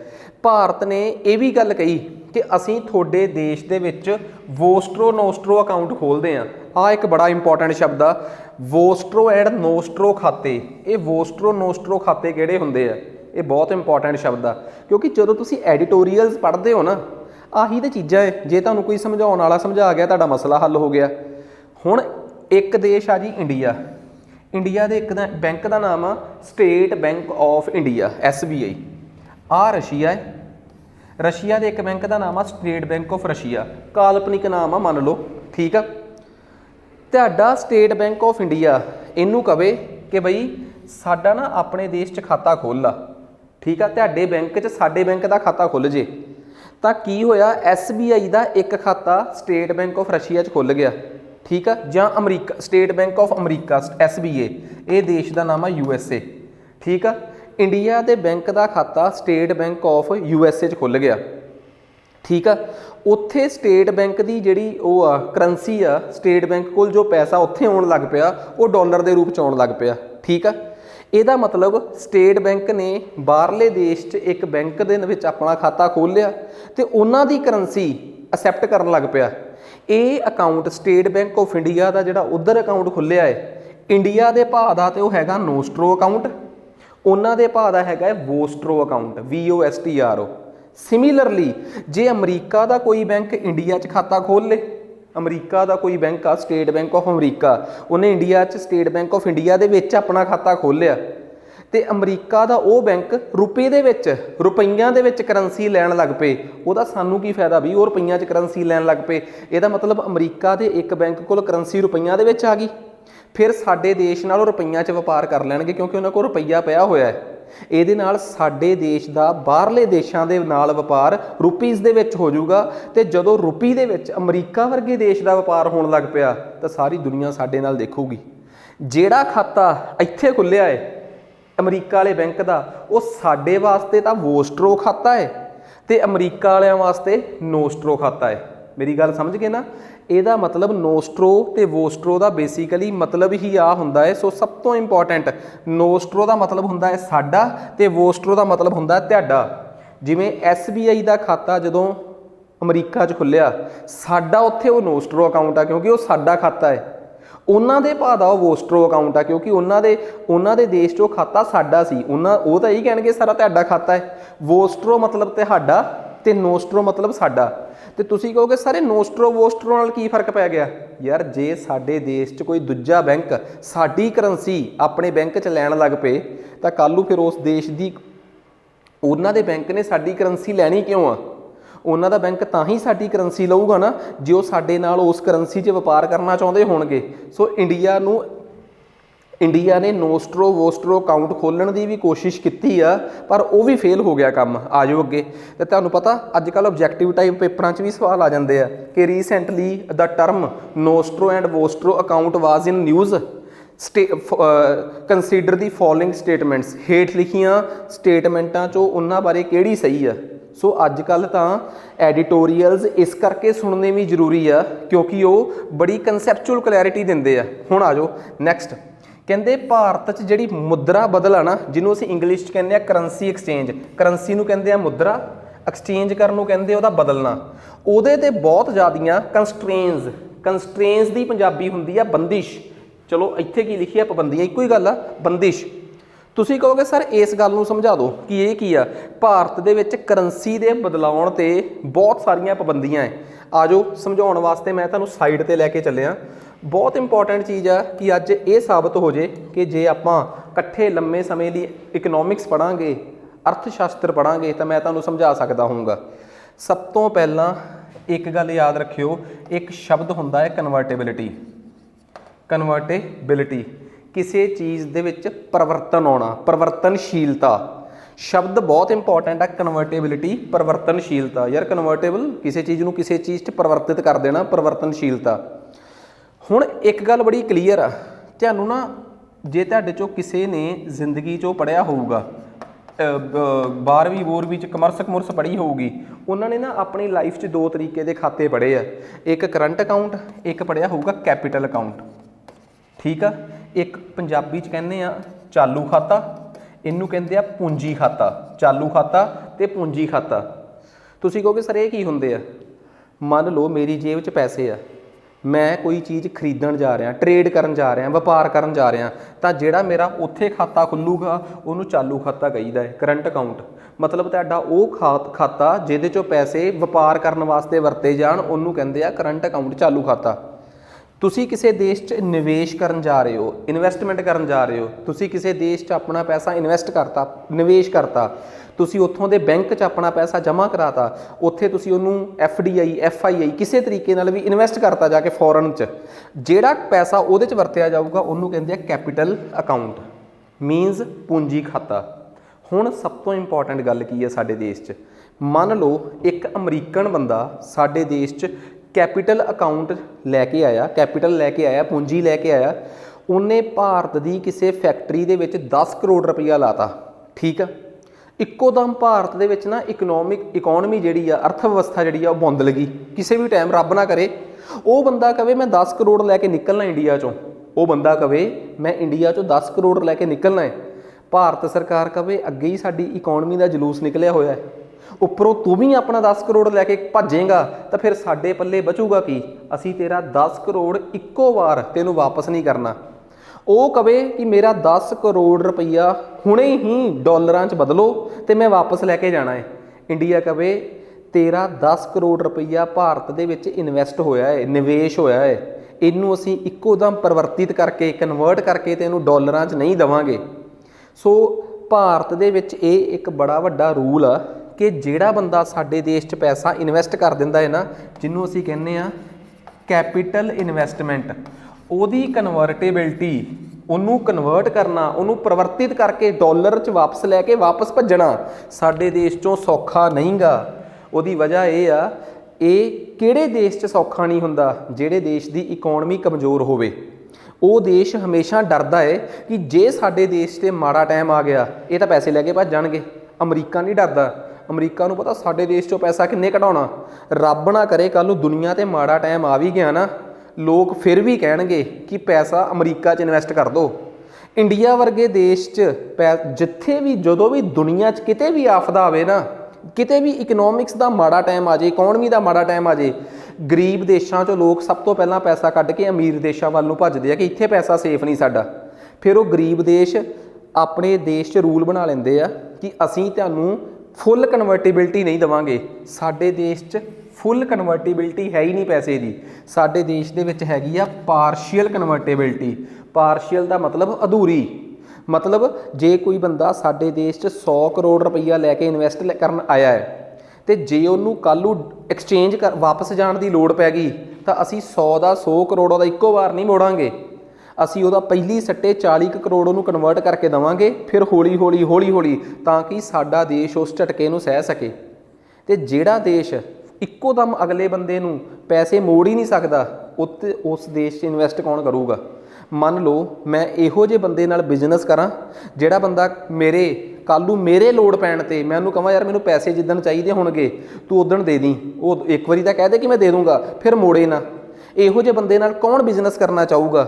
ਸੋ ਸਾਡੇ ਦੇਸ਼ ਦੇ ਵਿੱਚ ਕਨਵਰਟੇਬਿਲਿਟੀ 'ਤੇ ਇੱਕ ਕਮੇਟੀ ਬਣੀ ਸੀ, ਤਾਰਾਪੁਰ ਕਮੇਟੀ। ਉਹਨੇ ਵੀ ਕਿਹਾ ਕਿ ਜੇ ਭਾਰਤ ਆਪਣੇ ਰੁਪਈਏ ਦਾ ਅੰਤਰਰਾਸ਼ਟਰੀਕਰਨ ਕਰਨਾ ਚਾਹੁੰਦਾ ਹੈ ਨਾ, ਇਹਨਾਂ ਨੂੰ ਆ ਜਿਹੜੀ ਕੈਪੀਟਲ ਅਕਾਊਂਟਸ ਦੇ ਵਿੱਚ ਇਹਨਾਂ ਦੀ ਜਿਹੜੀ ਕਨਵਰਟੇਬਿਲਟੀ ਹੈ ਨਾ, ਤੇ ਇਹ ਅੱਜ ਕੱਲ੍ਹ ਪਾਰਸ਼ੀਅਲ ਚੱਲ ਰਹੀ ਆ। ਤੁਹਾਨੂੰ ਪੂਰੇ ਪੈਸੇ 'ਤੇ ਪਰਿਵਰਤਨਸ਼ੀਲਤਾ, ਪੂਰੇ ਪੂੰਜੀ ਨਿਵੇਸ਼ 'ਤੇ ਪਰਿਵਰਤਨਸ਼ੀਲਤਾ ਮਤਲਬ ਫੁੱਲ ਕੈਪੀਟਲ ਅਕਾਊਂਟ ਕਨਵਰਟੇਬਿਲਟੀ ਦੇਣੀ ਪੈਣੀ ਆ, ਨਹੀਂ ਤਾਂ ਤੁਹਾਡੇ ਦੇਸ਼ 'ਚ ਲੋਕਾਂ ਨੇ ਆਉਣਾ ਨਹੀਂ, ਤੁਹਾਡੇ ਰੁਪਈਏ 'ਤੇ ਕਿਸੇ ਨੇ ਯਕੀਨ ਕਰਨਾ ਨਹੀਂ। ਅਸੀਂ ਅੱਜ ਤੱਕ ਤਾਰਾਪੁਰ ਕਮੇਟੀ ਦੀਆਂ ਗੱਲਾਂ ਵੀ ਨਹੀਂ ਮਿਲੀਆਂ। ਤੁਸੀਂ ਕਹੋਗੇ ਸਰ ਕਰੰਟ ਅਕਾਊਂਟ ਬਾਰੇ ਤਾਂ ਤੁਸੀਂ ਕੁਝ ਦੱਸਿਆ ਹੀ ਨਹੀਂ। ਯਾਰ ਕਰੰਟ ਅਕਾਊਂਟ ਕੀ ਹੁੰਦਾ? ਤੁਸੀਂ ਬਾਹਰ ਕਿਸੇ ਦੇਸ਼ 'ਚ ਜਾ ਕੇ ਵਪਾਰ ਕਰਨਾ ਹੈ, ਸਿਰਫ ਚੀਜ਼ ਖਰੀਦਣੀ ਆ ਮਾੜੀ ਮੋਟੀ, ਖਰੀਦਣ ਵਾਲੇ ਪਾਸੇ ਕਰੰਟ ਅਕਾਊਂਟ ਕਨਵਰਟੇਬਿਲਟੀ ਸਾਡੇ ਦੇਸ਼ 'ਚ ਫੁੱਲ ਆ। ਉਹ ਸਾਰੇ ਦੇਸ਼ਾਂ 'ਚ ਫੁੱਲ ਹੁੰਦੀ ਆ ਕਿ ਮਤਲਬ ਕਿ ਮੈਂ ਇੰਡੀਆ ਤੋਂ ਬਾਹਰ UAE ਗਿਆ ਜਾਂ ਮੈਂ ਮਾਲਦੀਵਸ ਗਿਆ, ਉੱਥੋਂ ਕੋਈ ਚੀਜ਼ ਖਰੀਦਣਾ ਚਾਹੁੰਦਾ, ਮੈਂ ਖਰੀਦ ਕੇ ਲੈ ਕੇ ਆਊਂਗਾ, ਕੋਈ ਮੈਨੂੰ ਰੋਕੂਗਾ ਨਹੀਂ। ਮੈਨੂੰ ਇੱਕੋ ਝਟਕੇ 'ਚ ਆਪਣੇ ਸਾਰੇ ਰੁਪਈਏ ਡਾਲਰ ਦੇ ਰੂਪ 'ਚ ਮਿਲ ਜਾਣਗੇ ਤੇ ਉੱਥੋਂ ਚੀਜ਼ ਖਰੀਦ ਕੇ ਮੈਂ ਆ ਜਾਊਂਗਾ। ਕਰੰਟ ਅਕਾਊਂਟ ਕਨਵਰਟੇਬਿਲਟੀ ਜਿਹਦੀ ਕੋਈ ਬਹੁਤੀ ਵੈਲਿਊ ਨਹੀਂ ਹੁੰਦੀ, ਠੀਕ ਆ, ਚਾਲੂ ਖਾਤੇ ਤੇ ਪਰਿਵਰਤਨਸ਼ੀਲਤਾ ਉਹ ਸਾਡੇ ਦੇਸ਼ 'ਚ ਫੁੱਲ ਆ। ਜਿਹੜੇ ਪੈਸੇ ਨਾਲ ਦੁਨੀਆ ਨੇ ਇਨਵੈਸਟਮੈਂਟ ਕਰਨੀ ਹੁੰਦੀ ਹੈ, ਕੈਪੀਟਲ ਅਕਾਊਂਟ ਕਨਵਰਟੇਬਿਲਟੀ, ਉਹ ਸਾਡੇ ਦੇਸ਼ 'ਚ ਫੁੱਲ ਨਹੀਂ ਗੀ, ਪਾਰਸ਼ੀਅਲ ਆ। ਸੋ ਆਹੀ ਗੱਲ ਇੱਥੇ ਲਿਖੀ ਹੋਈ ਆ। ਜਿਹਨੂੰ ਇਹ ਗੱਲ ਸਮਝ ਆ ਗਈ ਨਾ, ਸਮਝ ਲਓ ਕਿ ਉਹ ਬੰਦਾ ਕਾਮਯਾਬ ਹੋ ਗਿਆ। ਆ ਦੇਖੋ ਕਿਵੇਂ ਭਲਾ ਸਾਫ਼ ਲਿਖਿਆ ਹੋਇਆ, ਕਹਿੰਦੇ ਕੈਪੀਟਲ ਅਕਾਊਂਟ ਕਨਵਰਟੇਬਿਲਟੀ ਮਤਲਬ ਪੂੰਜੀ ਖਾਤੇ ਦੀ ਪਰਿਵਰਤਨਸ਼ੀਲਤਾ। ਇਹਦਾ ਮਤਲਬ ਹੁੰਦਾ ਹੈ ਕਿ ਬਾਹਰਲਾ ਇਨਵੈਸਟਰ ਤੁਹਾਡੇ ਦੇਸ਼ 'ਚ ਖੁੱਲ੍ਹ ਕੇ ਆ ਕੇ ਇਨਵੈਸਟ ਕਰੇ ਤੇ ਜਿਸ ਦਿਨ ਉਹ ਪੈਸੇ ਲੈ ਕੇ ਵਾਪਸ ਜਾਣਾ ਚਾਹੁੰਦਾ ਹੈ, ਸਾਰੇ ਦੇ ਸਾਰੇ ਪੈਸੇ ਤੁਸੀਂ ਉਹਦੇ ਇੱਕੋ ਵਾਰ 'ਚ ਵਾਪਸ ਕਰ ਦਿਓ। ਤੁਸੀਂ ਉਹਦੇ ਪੈਸੇ ਕਨਵਰਟ ਕਰਨ ਲੱਗੇ ਰੋਵੋ ਨਾ ਕਿ ਪਹਿਲਾਂ 40% ਅੱਜ ਲੈ ਜਾ ਵਾਪਸ ਕਨਵਰਟ ਕਰਾ ਕੇ, 20% ਫੇਰ ਲੈ ਜੀ, 15% ਫੇਰ ਲੈ ਜੀ। ਇਹ ਸਾਡੇ ਦੇਸ਼ 'ਚ 100% ਇੱਕੋ ਝਟਕੇ 'ਚ ਕਨਵਰਟ ਕਰਕੇ ਨਹੀਂ ਦਿੰਦੇ। ਇਹ ਸਾਡੇ ਦੇਸ਼ ਦੀ ਸਭ ਤੋਂ ਵੱਡੀ ਲਿਮਿਟੇਸ਼ਨ ਆ। ਸੋ ਕਿੰਨੀ ਵੱਡੀ ਗੱਲ ਹੋ ਗਈ। ਤੁਹਾਨੂੰ ਅੱਧਿਆਂ ਨੂੰ ਤਾਂ ਇਹ ਵੀ ਨਹੀਂ ਸੀ ਪਤਾ ਕਿ ਕੈਪੀਟਲ ਅਕਾਊਂਟ ਕਨਵਰਟੇਬਿਲਟੀ ਕੀ ਆ। ਤਾਰਾਪੁਰ ਕਮੇਟੀ ਤਾਂ ਪਤਾ ਹੀ ਨਹੀਂ ਹੋਣੀ ਬਹੁਤਿਆਂ ਨੂੰ। ਸੋ ਮੈਂ ਗੱਲਾਂ 'ਚ ਤਾਰਾਪੁਰ ਕਮੇਟੀ ਤੇ ਕੈਪੀਟਲ ਅਕਾਊਂਟ ਕਨਵਰਟੇਬਿਲਟੀ ਤੇ ਕਰੰਟ ਅਕਾਊਂਟ ਕਨਵਰਟੇਬਿਲਟੀ ਵੀ ਦੱਸਦੀ। ਤੇ ਨਾਲ ਮੈਂ ਪੰਜਾਬੀ ਸ਼ਬਦ ਤਾਂ ਬੋਲ ਰਿਹਾ, ਜਿਨ੍ਹਾਂ ਨੇ ਨੋਟਸ ਪੰਜਾਬੀ ਮੀਡੀਅਮ 'ਚ ਬਣਾਉਣੇ ਆ ਨਾ, ਉਹਨਾਂ ਨੂੰ ਕੱਲ੍ਹ ਨੂੰ ਕੋਈ ਦਿੱਕਤ ਆਵੇ ਹੀ ਨਾ। ਤੇ ਮੈਂ ਇਹ ਸਾਬਤ ਕਰ ਦੇਣਾ ਚਾਹੁੰਦਾ, ਪੰਜਾਬੀ ਮੀਡੀਅਮ ਕੋਈ ਔਖਾ ਨਹੀਂ ਜੇ ਤੁਹਾਡੇ ਮੈਂਟਰ ਨੂੰ ਪੰਜਾਬੀ ਆਉਂਦੀ ਹੈ ਤਾਂ। ਅਗਲੀ ਗੱਲ, ਗਵਾਂਢੀ ਦੇਸ਼ਾਂ ਦਾ ਵੀ ਬਹੁਤ ਵੱਡਾ ਸਾਡੇ ਦੇਸ਼ 'ਚ ਕੰਸਰਨ ਆ, ਉਹਨਾਂ ਦੀਆਂ ਵੀ ਆਪਣੀਆਂ ਚਿੰਤਾਵਾਂ ਹੈ। ਉਹਦੀ ਵਜ੍ਹਾ ਪਤਾ ਕੀ ਆ? ਆਹ ਕਿਹੜਾ ਸਾਲ ਚੱਲ ਰਿਹਾ? 2023। ਮੈਨੂੰ ਲੱਗਦਾ 2023 ਤੇ ਪਤਾ ਨਹੀਂ ਜੂਨ ਦੀ ਗੱਲ ਆ ਕਿ ਮਈ ਦੀ ਗੱਲ ਆ। ਮੋਦੀ ਜੀ ਨੇ ਨਹੀਂ ਕਿਹਾ ਕਿ 2000 ਦੇ ਨੋਟ ਬੰਦ ਆ? ਸਾਡੇ ਕੋਲ ਵੀ ਇੱਕ ਅੱਧੀ ਵਾਰੀ ਮੰਨ ਲਓ ਜੇ 2000 ਦੇ 2-4 ਨੋਟ ਆ ਗਏ, ਸਾਨੂੰ ਵੀ ਵਿਪਤਾ ਪੈ ਜਾਂਦੀ ਹੈ ਕਿ ਇਹਨਾਂ ਨੂੰ ਬੈਂਕ 'ਚ ਜਾ ਕੇ ਵਾਪਸ ਕੌਣ ਕਰਾਊਗਾ। ਸੋ ਜਿਹੜੇ ਹਿਸਾਬ ਨਾਲ ਅਸੀਂ ਆਪਣੀ ਮੁਦਰਾ ਦਾ, ਠੀਕ ਆ, ਕਹਿ ਲਓ ਕਿ ਵਿਮੁਦਰੀਕਰਨ ਕਰਦੇ ਹਾਂ। ਵਿਮੁਦਰੀਕਰਨ ਦਾ ਮਤਲਬ ਹੁੰਦਾ ਡੀਮੋਨੇਟਾਈਜੇਸ਼ਨ, ਨੋਟ ਬੰਦ ਕਰਤੇ, ਜਾਂ ਇਹੋ ਜਿਹੇ ਹੋਰ ਕਈ ਸਟੈਪ ਭਾਰਤ 'ਚ ਚੱਕਦੇ ਹਾਂ। ਕਿਵੇਂ ਭਲਾ? ਅਸੀਂ ਆਪਣੀ ਮੁਦਰਾ ਨੂੰ ਡਿਵੈਲੂਏਟ ਕਰ ਦਿੰਦੇ ਹਾਂ, ਭਾਵ ਡਾਲਰ ਦੇ ਮੁਕਾਬਲੇ ਕਈ ਵਾਰ ਅਸੀਂ ਆਪਣੀ ਮੁਦਰਾ ਨੂੰ ਕਮਜ਼ੋਰ ਕਰ ਲਿਆ ਤੇ ਰਹਿੰਦੀ ਖੁੰਦੀ ਕਸਰ ਅਸੀਂ ਪੂਰੀ ਕਰਤੀ 2015 'ਚ, ਜਦੋਂ ਆਪਣੀ ਮੁਦਰਾ ਦਾ ਅਸੀਂ ਵਿਮੁਦਰੀਕਰਨ ਕਰਤਾ। ਵਿਮੁਦਰੀਕਰਨ ਦੀ ਅੰਗਰੇਜ਼ੀ ਹੁੰਦੀ ਹੈ ਡੀਮੋਨੇਟਾਈਜੇਸ਼ਨ, ਭਾਵ ਅਸੀਂ ਆਪਣੀ ਨੋਟ ਹੀ ਬੰਦ ਕਰਤੇ। ਫਿਰ ਤੁਸੀਂ ਆਪ ਦੱਸੋ ਜਿਹੜੇ ਤੁਹਾਡੇ ਗਵਾਂਢੀ ਦੇਸ਼ ਆ ਭੂਟਾਨ ਨੇਪਾਲ ਵਰਗੇ ਜਿੱਥੇ ਤੁਹਾਡੇ ਪੈਸੇ ਚੱਲਦੇ ਆ ਕਿ ਉਹਨਾਂ ਦਾ ਯਕੀਨ ਰਹੂਗਾ? ਉਹ ਯਾਰ ਤੁਸੀਂ ਆਪਣੇ ਪੈਸੇ ਨੂੰ ਅੰਤਰਰਾਸ਼ਟਰੀ ਪੱਧਰ ਤੇ ਚਲਾਉਣਾ ਚਾਹੁੰਦੇ ਹੋ, ਤੁਹਾਡਾ ਆਪਣਾ ਜਿਹੜਾ ਖੇਤਰ ਆ ਭਾਵ ਏਰੀਆ ਹੈ ਰੀਜਨ ਆ ਤੁਹਾਡਾ ਆਪਣਾ ਜਿਹੜਾ ਖੇਤਰ ਆ ਉੱਥੇ ਤੁਹਾਡੇ ਪੈਸੇ ਦੀ ਪੁੱਛ-ਗਿੱਛ ਹੈ ਨਹੀਂ। ਸੋ ਇਹ ਵੀ ਭਾਰਤ ਦੀ ਸਭ ਤੋਂ ਵੱਡੀ ਮਾੜੀ ਗੱਲ ਆ। ਸੋ ਇਹ ਕਿੱਡੇ ਇੰਪੋਰਟੈਂਟ ਗੱਲ ਆ। ਸਭ ਤੋਂ ਪਹਿਲਾਂ ਤਾਂ ਮੈਂ ਤੁਹਾਨੂੰ ਔਖੀਆਂ ਚੀਜ਼ਾਂ ਸਾਰੀਆਂ ਦੱਸਤੀਆਂ ਕਿ ਬਈ ਭਾਰਤ ਦੇ ਵਿੱਚ ਇੱਕ ਜਿਹੜੀ ਕਨਵਰਟੇਬਿਲਿਟੀ ਵਾਲਾ ਕੰਸੈਪਟ ਕੀ ਆ। ਹੁਣ ਅੱਗੇ ਆ ਜਾਓ। ਸਭ ਤੋਂ ਇੰਪੋਰਟੈਂਟ ਗੱਲ ਕਿ ਜੇ ਤੁਹਾਡੇ ਪੈਸੇ ਦਾ ਅੰਤਰਰਾਸ਼ਟਰੀਕਰਨ ਹੋ ਜੇ ਉਹਦੇ ਫਾਇਦੇ ਕੀ ਆ। ਸਾਫ਼ ਪਤਾ ਜਿਸ ਦਿਨ ਤੁਹਾਡੇ ਪੈਸੇ ਦਾ ਅੰਤਰਰਾਸ਼ਟਰੀਕਰਨ ਹੋ ਗਿਆ ਤਾਂ ਮੈਨੂੰ ਇੱਕ ਗੱਲ ਦੱਸੋਗੇ ਫਿਰ ਅੱਜ ਭਾਰਤ ਨੂੰ ਆਪਣੇ ਖਜ਼ਾਨੇ 'ਚ ਕਿੰਨੇ ਡਾਲਰ ਰੱਖਣੇ ਪੈਂਦੇ ਆ। ਜਦੋਂ ਤੁਹਾਡਾ ਹੀ ਪੈਸਾ ਅੰਤਰਰਾਸ਼ਟਰੀ ਪੱਧਰ ਤੇ ਸ਼ਾਬਾਸ਼ ਹਾਸਲ ਕਰ ਗਿਆ ਤੁਹਾਨੂੰ ਅਮਰੀਕਨ ਡਾਲਰ ਆਪਣੇ ਭੰਡਾਰਨ 'ਚ ਰਿਜ਼ਰਵ 'ਚ ਰੱਖਣੇ ਪੈਣਗੇ? ਬਿਲਕੁਲ ਨਹੀਂ। ਤੁਹਾਡੀ ਵਿਦੇਸ਼ੀ ਮੁਦਰਾ ਤੇ ਨਿਰਭਰਤਾ ਖਤਮ ਹੋ ਜਾਊਗੀ। ਸਭ ਤੋਂ ਪਹਿਲੀ ਗੱਲ ਆ ਜਾਓ ਅੱਗੇ। ਦੂਜੀ ਗੱਲ ਤੁਸੀਂ ਵੈਸ਼ਵਿਕ ਵਪਾਰ ਇੰਗਲਿਸ਼ 'ਚ ਕਹਿੰਦੇ ਆ ਗਲੋਬਲ ਟ੍ਰੇਡ। ਜਦੋਂ ਤੁਹਾਡੇ ਰੁਪਈਏ ਦੀ ਵੈਲਿਊ ਵੱਧ ਗਈ ਤਾਂ ਤੁਹਾਡੇ ਨਾਲ ਲੋਕ ਇਸ ਕਰਕੇ ਵਪਾਰ ਕਰਨਗੇ ਕਿ ਚਲੋ ਯਾਰ ਇਸ ਦੇਸ਼ 'ਚੋਂ ਸਮਾਨ ਚੱਕ ਲਓ ਕਿਉਂਕਿ ਇਹਨਾਂ ਦੀ ਕਰੰਸੀ ਦੇ ਵਿੱਚ ਵੀ ਸਮਾਨ ਚੱਕਿਆ ਜਾ ਸਕਦਾ ਹੈ। ਕਈ ਲੋਕ ਤਾਂ ਸਾਡੇ ਦੇਸ਼ ਨਾਲ ਇਸ ਕਰਕੇ ਵਪਾਰ ਨਹੀਂ ਕਰਦੇ ਕਿ ਇਹਨਾਂ ਦੀ ਕਰੰਸੀ ਦੀ ਵੈਲਿਊ ਤਾਂ ਹੈ ਨਹੀਂ। ਸੋ ਇਸ ਕਰਕੇ ਅੰਤਰਰਾਸ਼ਟਰੀ ਵਪਾਰ ਵੀ ਸਾਡਾ ਵਧੂਗਾ ਜਦੋਂ ਸਾਡੇ ਕੋਲ ਸਾਡੀ ਮੁਦਰਾ ਦਾ ਅੰਤਰਰਾਸ਼ਟਰੀਕਰਨ ਹੋ ਗਿਆ। ਉਸ ਤੋਂ ਬਾਅਦ ਅਸੀਂ ਕਹਿੰਦੇ ਸਾਡੀ ਵਿੱਤੀ ਏਕਤਾ। ਹੁਣ ਤੁਸੀਂ ਆਪ ਦੇਖੋ ਸਭ ਤੋਂ ਇੰਪੋਰਟੈਂਟ ਗੱਲ ਜਿੱਦਣ ਸਾਡੇ ਰੁਪਈਏ ਦੀ ਵੈਲਿਊ ਵੱਧ ਗਈ ਦੁਨੀਆ 'ਚ ਜਿਹੜੀਆਂ ਵੀ ਚੀਜ਼ਾਂ ਵਿਕਦੀਆਂ ਹੈ। ਹੁਣ ਮੈਨੂੰ ਇੱਕ ਗੱਲ ਦੇਖੋ ਦੁਨੀਆ 'ਚ ਕਿਸੇ ਦੇਸ਼ 'ਚ ਨਾ ਬੌਂਡ ਵਿਕਦੇ ਆ। ਤੁਸੀਂ ਕਹੋਗੇ ਸਰ ਇਹ ਬੌਂਡ ਕੀ ਹੁੰਦੇ ਆ? ਮਤਲਬ ਉਹ ਦਸਤਾਵੇਜ਼ ਜਿਹੜੇ ਇੱਕ ਦੇਸ਼ ਦੀ ਸਰਕਾਰ ਲਾਂਚ ਕਰਦੀ ਆ ਕਿ ਆਹ ਦਸਤਾਵੇਜ਼ ਚੱਕੋ ਡਾਕੂਮੈਂਟ ਚੱਕੋ ਸਾਨੂੰ ਇਹਦੇ ਬਿਹਾਫ ਤੇ ਪੈਸੇ ਦੇ ਦਿਓ। ਸਾਨੂੰ ਕੋਈ ਨਹੀਂ ਦਿੰਦਾ ਅੱਜ ਵਜ੍ਹਾ ਕਿਉਂਕਿ ਸਾਡੀ ਕਰੰਸੀ ਦਾ ਯਕੀਨ ਹੈ ਨਹੀਂ। ਜਿਸ ਦਿਨ ਸਾਡੀ ਕਰੰਸੀ ਦਾ ਅੰਤਰਰਾਸ਼ਟਰੀਕਰਨ ਹੋ ਗਿਆ ਜਾਂ ਜਦੋਂ ਸਾਡੀ ਕਰੰਸੀ ਨੂੰ ਅੰਤਰਰਾਸ਼ਟਰੀ ਪੱਧਰ ਤੇ ਸ਼ਾਬਾਸ਼ ਮਿਲ ਗਈ ਉਸ ਤੋਂ ਬਾਅਦ ਸਾਡੀ ਸਰਕਾਰ ਦੇ ਵੀ ਜਾਰੀ ਕੀਤੇ ਗਏ ਦਸਤਾਵੇਜ਼ ਡਾਕੂਮੈਂਟ ਬੌਂਡ ਜਿਹੜੇ ਆ ਉਹ ਵਿਕਣੇ ਸ਼ੁਰੂ ਹੋਣਗੇ। ਤਾਂ ਉਹੀ ਦਿਨ ਹੋਊਗਾ ਜਦੋਂ ਸਾਨੂੰ ਵਿੱਤੀ ਏਕੀਕਰਨ ਮਤਲਬ ਕਿ ਫਾਈਨੈਂਸ਼ੀਅਲ ਇੰਟੀਗ੍ਰੇਸ਼ਨ ਹੋ ਜਾਊਗੀ। ਸਾਡਾ ਦੇਸ਼ ਅੰਤਰਰਾਸ਼ਟਰੀ ਪੱਧਰ ਤੇ ਨਾਲ ਜੁੜ ਜਾਊਗਾ। ਸੋ ਇਹ ਸਭ ਤੋਂ ਇੰਪੋਰਟੈਂਟ ਫਾਇਦਾ ਹੋ ਜਾਊਗਾ ਸਾਨੂੰ। ਨੈਕਸਟ ਉਸ ਤੋਂ ਬਾਅਦ ਸਾਡੀ ਜਿਹੜੀ ਮੋਨੇਟਰੀ ਪਾਲਿਸੀ ਉਹ ਵੀ ਇਫੈਕਟਿਵ ਹੋ ਜੂ ਇਫੈਕਟਿਵਨੈਸ ਉਹਦੇ 'ਚ ਵੀ ਆ ਜਾਊਗੀ। ਹੁਣ ਤੁਸੀਂ ਕਹੋਗੇ ਸਰ ਇਹ ਕੀ ਹੁੰਦੀ ਆ? ਤੁਸੀਂ ਸੁਣਿਆ ਕਿ ਸਾਡੇ ਦੇਸ਼ 'ਚ ਇੱਕ ਕੇਂਦਰੀ ਬੈਂਕ ਆ ਰਿਜ਼ਰਵ ਬੈਂਕ ਆਫ ਇੰਡੀਆ ਜਿਹੜਾ ਸਾਡੀ ਮੋਨੇਟਰੀ ਪਾਲਿਸੀ ਬਣਾਉਂਦਾ ਹੈ। ਮੋਨੇਟਰੀ ਪਾਲਿਸੀ ਦਾ ਮਤਲਬ ਹੁੰਦਾ ਇੱਕ ਅਜਿਹੀ ਨੀਤੀ ਪਾਲਿਸੀ ਦੀ ਇੰਗਲਿਸ਼ ਹੁੰਦੀ ਆ ਨੀਤੀ ਤੇ ਮੋਨੇਟਰੀ ਦੀ ਮੁਦਰਾ ਨੀਤੀ ਦਾ ਮਤਲਬ ਹੋ ਗਿਆ ਇਹੋ ਜੀ ਮੋਨੇਟਰੀ ਪਾਲਿਸੀ ਜਿਹਦੇ 'ਚ ਤੁਹਾਡਾ ਦੇਸ਼ ਇਹ ਤੈਅ ਕਰੇ ਕਿ ਤੁਹਾਡੇ ਬੈਂਕ ਦੇ ਰੇਟ ਆਫ ਇੰਟਰਸਟ ਵਿਆਜ ਦਰ ਕਿੰਨੀ ਰਹਿਣੀ ਹੈ। ਸੋ ਕਹਿੰਦੇ ਕਿ ਜਿਸ ਦਿਨ ਤੁਹਾਡੇ ਪੈਸਿਆ ਅੰਤਰਰਾਸ਼ਟਰੀ ਪੱਧਰ ਤੇ ਸਟੇਬਲ ਹੋ ਜੇ ਸ਼ਾਂਤ ਹੋ ਜੇ ਬਿਲਕੁਲ ਸਹੀ ਚੱਲੇ ਫਿਰ ਤੁਹਾਡੀ ਆਪਣੀ ਜਿਹੜੀ ਇੰਟਰਸਟ ਰੇਟ ਆ ਨਾ ਉਹ ਵੀ ਸੈਟਲ ਰਹਿੰਦੇ ਆ। ਨਹੀਂ ਤਾਂ ਪਤਾ ਕੀ ਹੁੰਦਾ ਤੁਸੀਂ ਨੋਟਿਸ ਕੀਤਾ ਕਈ ਵਾਰੀ ਸਾਡੇ ਬੈਂਕਾਂ ਦੇ ਰੇਟ ਆਫ ਇੰਟਰਸਟ ਇਸ ਕਰਕੇ ਖਰਾਬ ਹੋ ਜਾਂਦੇ ਆ ਵਿਆਜ ਦਰਾਂ ਇਸ ਕਰਕੇ ਖਰਾਬ ਹੋ ਜਾਂਦੀਆਂ ਕਿਉਂਕਿ ਅੰਤਰਰਾਸ਼ਟਰੀ ਪੱਧਰ ਤੇ ਸਾਡਾ ਪੈਸਾ ਕਮਜ਼ੋਰ ਹੋ ਜਾਂਦਾ ਹੈ। ਤੇ ਜਿਸ ਦਿਨ ਤੁਹਾਡਾ ਪੈਸਾ ਹੀ ਅੰਤਰਰਾਸ਼ਟਰੀ ਪੱਧਰ ਤੇ ਪਹੁੰਚ ਗਿਆ ਫਿਰ ਉਸ ਦਿਨ ਉਹ ਸਮੱਸਿਆ ਤਾਂ ਘੱਟੋ ਘੱਟ ਖਤਮ ਹੋ ਜਾਊਗੀ। ਤੁਹਾਡੀ ਆਪਣੀ ਮੁਦਰਾ ਨੀਤੀ ਮੋਨੇਟਰੀ ਪਾਲਿਸੀ ਜਿਹੜੀ ਆ ਉਹ ਕਾਮਯਾਬ ਹੋਣੀ ਸ਼ੁਰੂ ਹੋ ਜਾਊਗੀ। ਹਾਂ ਅੰਦਰਲੇ ਕਾਰਨਾਂ ਕਰਕੇ ਉੱਪਰ ਥੱਲੇ ਹੋ ਜੇ ਤਾਂ ਹੋ ਜੇ ਘੱਟੋ ਘੱਟ ਬਾਹਰੀ ਕਾਰਨਾਂ ਕਰਕੇ ਤਾਂ ਨਹੀਂ ਹੋਊਗੀ। ਸੋ ਇਹ ਵੀ ਇੱਕ ਬਹੁਤ ਵੱਡਾ ਫਾਇਦਾ ਸਾਨੂੰ ਜੇ ਇਸ ਤਰੀਕੇ ਨਾਲ ਹੋ ਜੇ। ਤੇ ਇੱਕ ਗੱਲ ਹੋਰ ਆਪਣੇ ਇਲਾਕੇ 'ਚ ਰੀਜਨਲ ਹੁੰਦਾ ਆਪਣਾ ਇਲਾਕਾ ਆਪਣੇ ਖੇਤਰ ਦੇ ਵਿੱਚ ਤੁਹਾਡਾ ਪ੍ਰਭਾਵ ਨਜਾਇਜ਼ ਹੋ ਜਾਊਗਾ। ਸੋ ਇਹ ਵੀ ਇੱਕ ਬਹੁਤ ਵੱਡਾ ਫਾਇਦਾ ਹੈ। ਤੇ ਸਭ ਤੋਂ ਵੱਡੀ ਗੱਲ ਸਾਡੇ ਕੋਲ ਜਿਹੜੇ ਰਿਜ਼ਰਵ ਨੇ ਇਹਨੂੰ ਕਹਿੰਦੇ ਆ ਭੰਡਾਰ ਸਾਡੇ ਕੋਲ ਪੈਸੇ ਦਾ ਭੰਡਾਰ ਉਹਦੀ ਵੀ ਬਹੁਤ ਡਾਈਵਰਸੀਫਿਕੇਸ਼ਨ ਹੋ ਜਾਊਗੀ। ਪਤਾ ਕਿਉਂ? ਦੁਨੀਆ ਦੇ ਸਾਰੇ ਦੇਸ਼ ਸਾਡੇ ਰੁਪਈਏ ਨੂੰ ਆਪਣੇ ਰਿਜ਼ਰਵ 'ਚ ਰੱਖਣਾ ਚਾਹੁੰਣਗੇ। ਜਿਵੇਂ ਅੱਜ ਅਸੀਂ ਤੇ ਪਾਕਿਸਤਾਨ ਤੇ ਦੁਨੀਆ ਦੇ ਸਾਰੇ ਦੇਸ਼ ਕਹਿੰਦੇ ਆ ਨਾ ਸਾਡੇ ਕੋਲ ਡਾਲਰ ਆ ਦੁਨੀਆ ਕਹੂਗੀ ਸਾਡੇ ਕੋਲ ਰੁਪਈਆ ਹੈ। ਸੋ ਸਾਡੇ ਆਪਣੀ ਕਰੰਸੀ ਦੀ ਡਾਈਵਰਸੀਫਿਕੇਸ਼ਨ ਬਹੁਤ ਹੋਊਗੀ। ਇਹ ਵੀ ਸਾਨੂੰ ਬਹੁਤ ਵੱਡਾ ਫਾਇਦਾ ਮਿਲੂਗਾ ਫਿਰ ਜੇ ਭਾਰਤ ਦੇ ਰੁਪਈਏ ਦਾ ਅੰਤਰਰਾਸ਼ਟਰੀਕਰਨ ਹੋ ਗਿਆ। ਸੋ ਇਹ ਚੀਜ਼ਾਂ ਨੇ। ਹੁਣ ਸਭ ਤੋਂ ਇੰਪੋਰਟੈਂਟ ਗੱਲ ਭਾਰਤ ਦੇ ਰੁਪਈਏ ਦੇ ਅੰਤਰਰਾਸ਼ਟਰੀਕਰਨ 'ਚ ਕਿਹੜੀਆਂ ਸਭ ਤੋਂ ਵੱਡੀਆਂ ਸਮੱਸਿਆਵਾਂ ਨੇ? ਤੁਸੀਂ ਕਹੋਗੇ ਸਰ ਹੁਣ ਸਮੱਸਿਆਵਾਂ ਵੀ ਡਿਸਕਸ਼ਨ ਕਰੀਏ ਆਪਾਂ ਕਿ ਕਿਉਂ ਨਹੀਂ ਸਾਡੇ ਭਾਰਤ ਦਾ ਰੁਪਈਆ ਅੰਤਰਰਾਸ਼ਟਰੀ ਪੱਧਰ ਤੇ ਸ਼ਾਬਾਸ਼ ਹਾਸਲ ਕਰ ਸਕਦਾ। ਸਭ ਤੋਂ ਵੱਡੀ ਪ੍ਰੋਬਲਮ ਪਤਾ ਕੀ ਹੈ ਸਾਡੇ ਰੁਪਈਏ 'ਚ? ਲਗਾਤਾਰ ਸਾਡੀ ਜਿਹੜੀ ਵਟਾਂਦਰਾ ਦਰ ਦਾ ਮਤਲਬ ਹੁੰਦਾ ਕਿਸੇ ਚੀਜ਼ ਦਾ ਬਦਲਣਾ, rate of interest sorry exchange rate. ਤੁਸੀਂ ਸੁਣਿਆ ਕਈ ਵਾਰੀ ਅਸੀਂ ਸਵੇਰੇ ਉੱਠਦੇ ਹਾਂ, ਉਹ ਯਾਰ ਡਾਲਰ ਕਿੰਨੇ ਦਾ ਹੈ, ਅੱਜ 80 ਰੁਪਏ ਦਾ, ਉਹ ਅਗਲੇ ਦਿਨ ਉੱਠੋ ਡਾਲਰ ਕਿੰਨੇ ਦਾ, 82 ਰੁਪਏ ਦਾ, ਡਾਲਰ ਉੱਠੋ ਡਾਲਰ ਕਿੰਨੇ ਦਾ ਜੀ, 85 ਰੁਪਏ ਦਾ। ਯਾਰ ਕਮਾਲ ਦੀ ਗੱਲ ਆ, ਕੱਲ ਇੱਕ ਡਾਲਰ 80 ਰੁਪਏ ਦੇ ਬਰਾਬਰ ਸੀ, ਅੱਜ ਇੱਕ ਡਾਲਰ 85 ਰੁਪਏ ਦੇ ਬਰਾਬਰ ਆ, ਤੇ ਕੱਲ ਜਾਂਦੇ ਜਾਂਦੇ ਇੱਕ ਡਾਲਰ 100 ਰੁਪਏ ਦੇ ਬਰਾਬਰ ਹੋ ਜਾਊਗਾ। 100 ਰੁਪਏ ਦੇ ਕੇ ਇੱਕ ਡਾਲਰ ਮਿਲੂਗਾ। ਸਾਡਾ ਰੁਪਈਆ ਹਮੇਸ਼ਾ ਕਮਜ਼ੋਰ ਹੋ ਰਿਹਾ ਹੈ। ਕਈ ਕਹਿੰਦੇ ਦੇਖੋ ਜੀ ਪਹਿਲਾਂ 80 ਸੀ, ਫਿਰ 85, ਫਿਰ 100, ਇਹ ਮਜ਼ਬੂਤ ਹੋ ਰਿਹਾ। ਮਜ਼ਬੂਤ ਨਹੀਂ ਹੋ ਰਿਹਾ।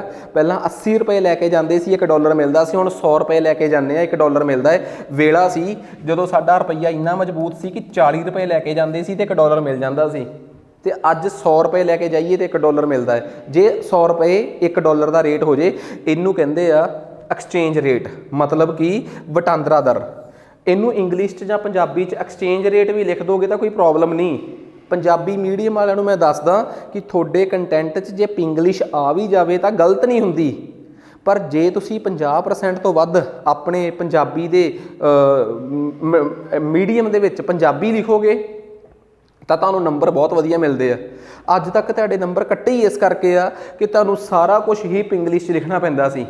ਜਿਨ੍ਹਾਂ ਨੇ ਤੁਹਾਨੂੰ ਵਰਡ ਮੀਨਿੰਗ ਵੋਕੈਬਲਰੀ ਦੇਣੀ ਸੀ ਉਹ ਦੇਣ ਤੋਂ ਮੁਨਕਰ ਹੋ ਗਏ, ਤਾਂ ਤੁਹਾਡਾ ਨੁਕਸਾਨ ਤਾਂ ਹੋਇਆ। ਆ ਜਾਓ ਦੂਜੀ ਗੱਲ, ਰੁਪਈਏ ਦੇ ਅੰਤਰਰਾਸ਼ਟਰੀਕਰਨ ਨਾਲ ਸਭ ਤੋਂ ਵੱਡੀ ਗੱਲ ਪਤਾ ਕੀ ਆ, ਪ੍ਰੋਬਲਮ ਕੀ ਆ?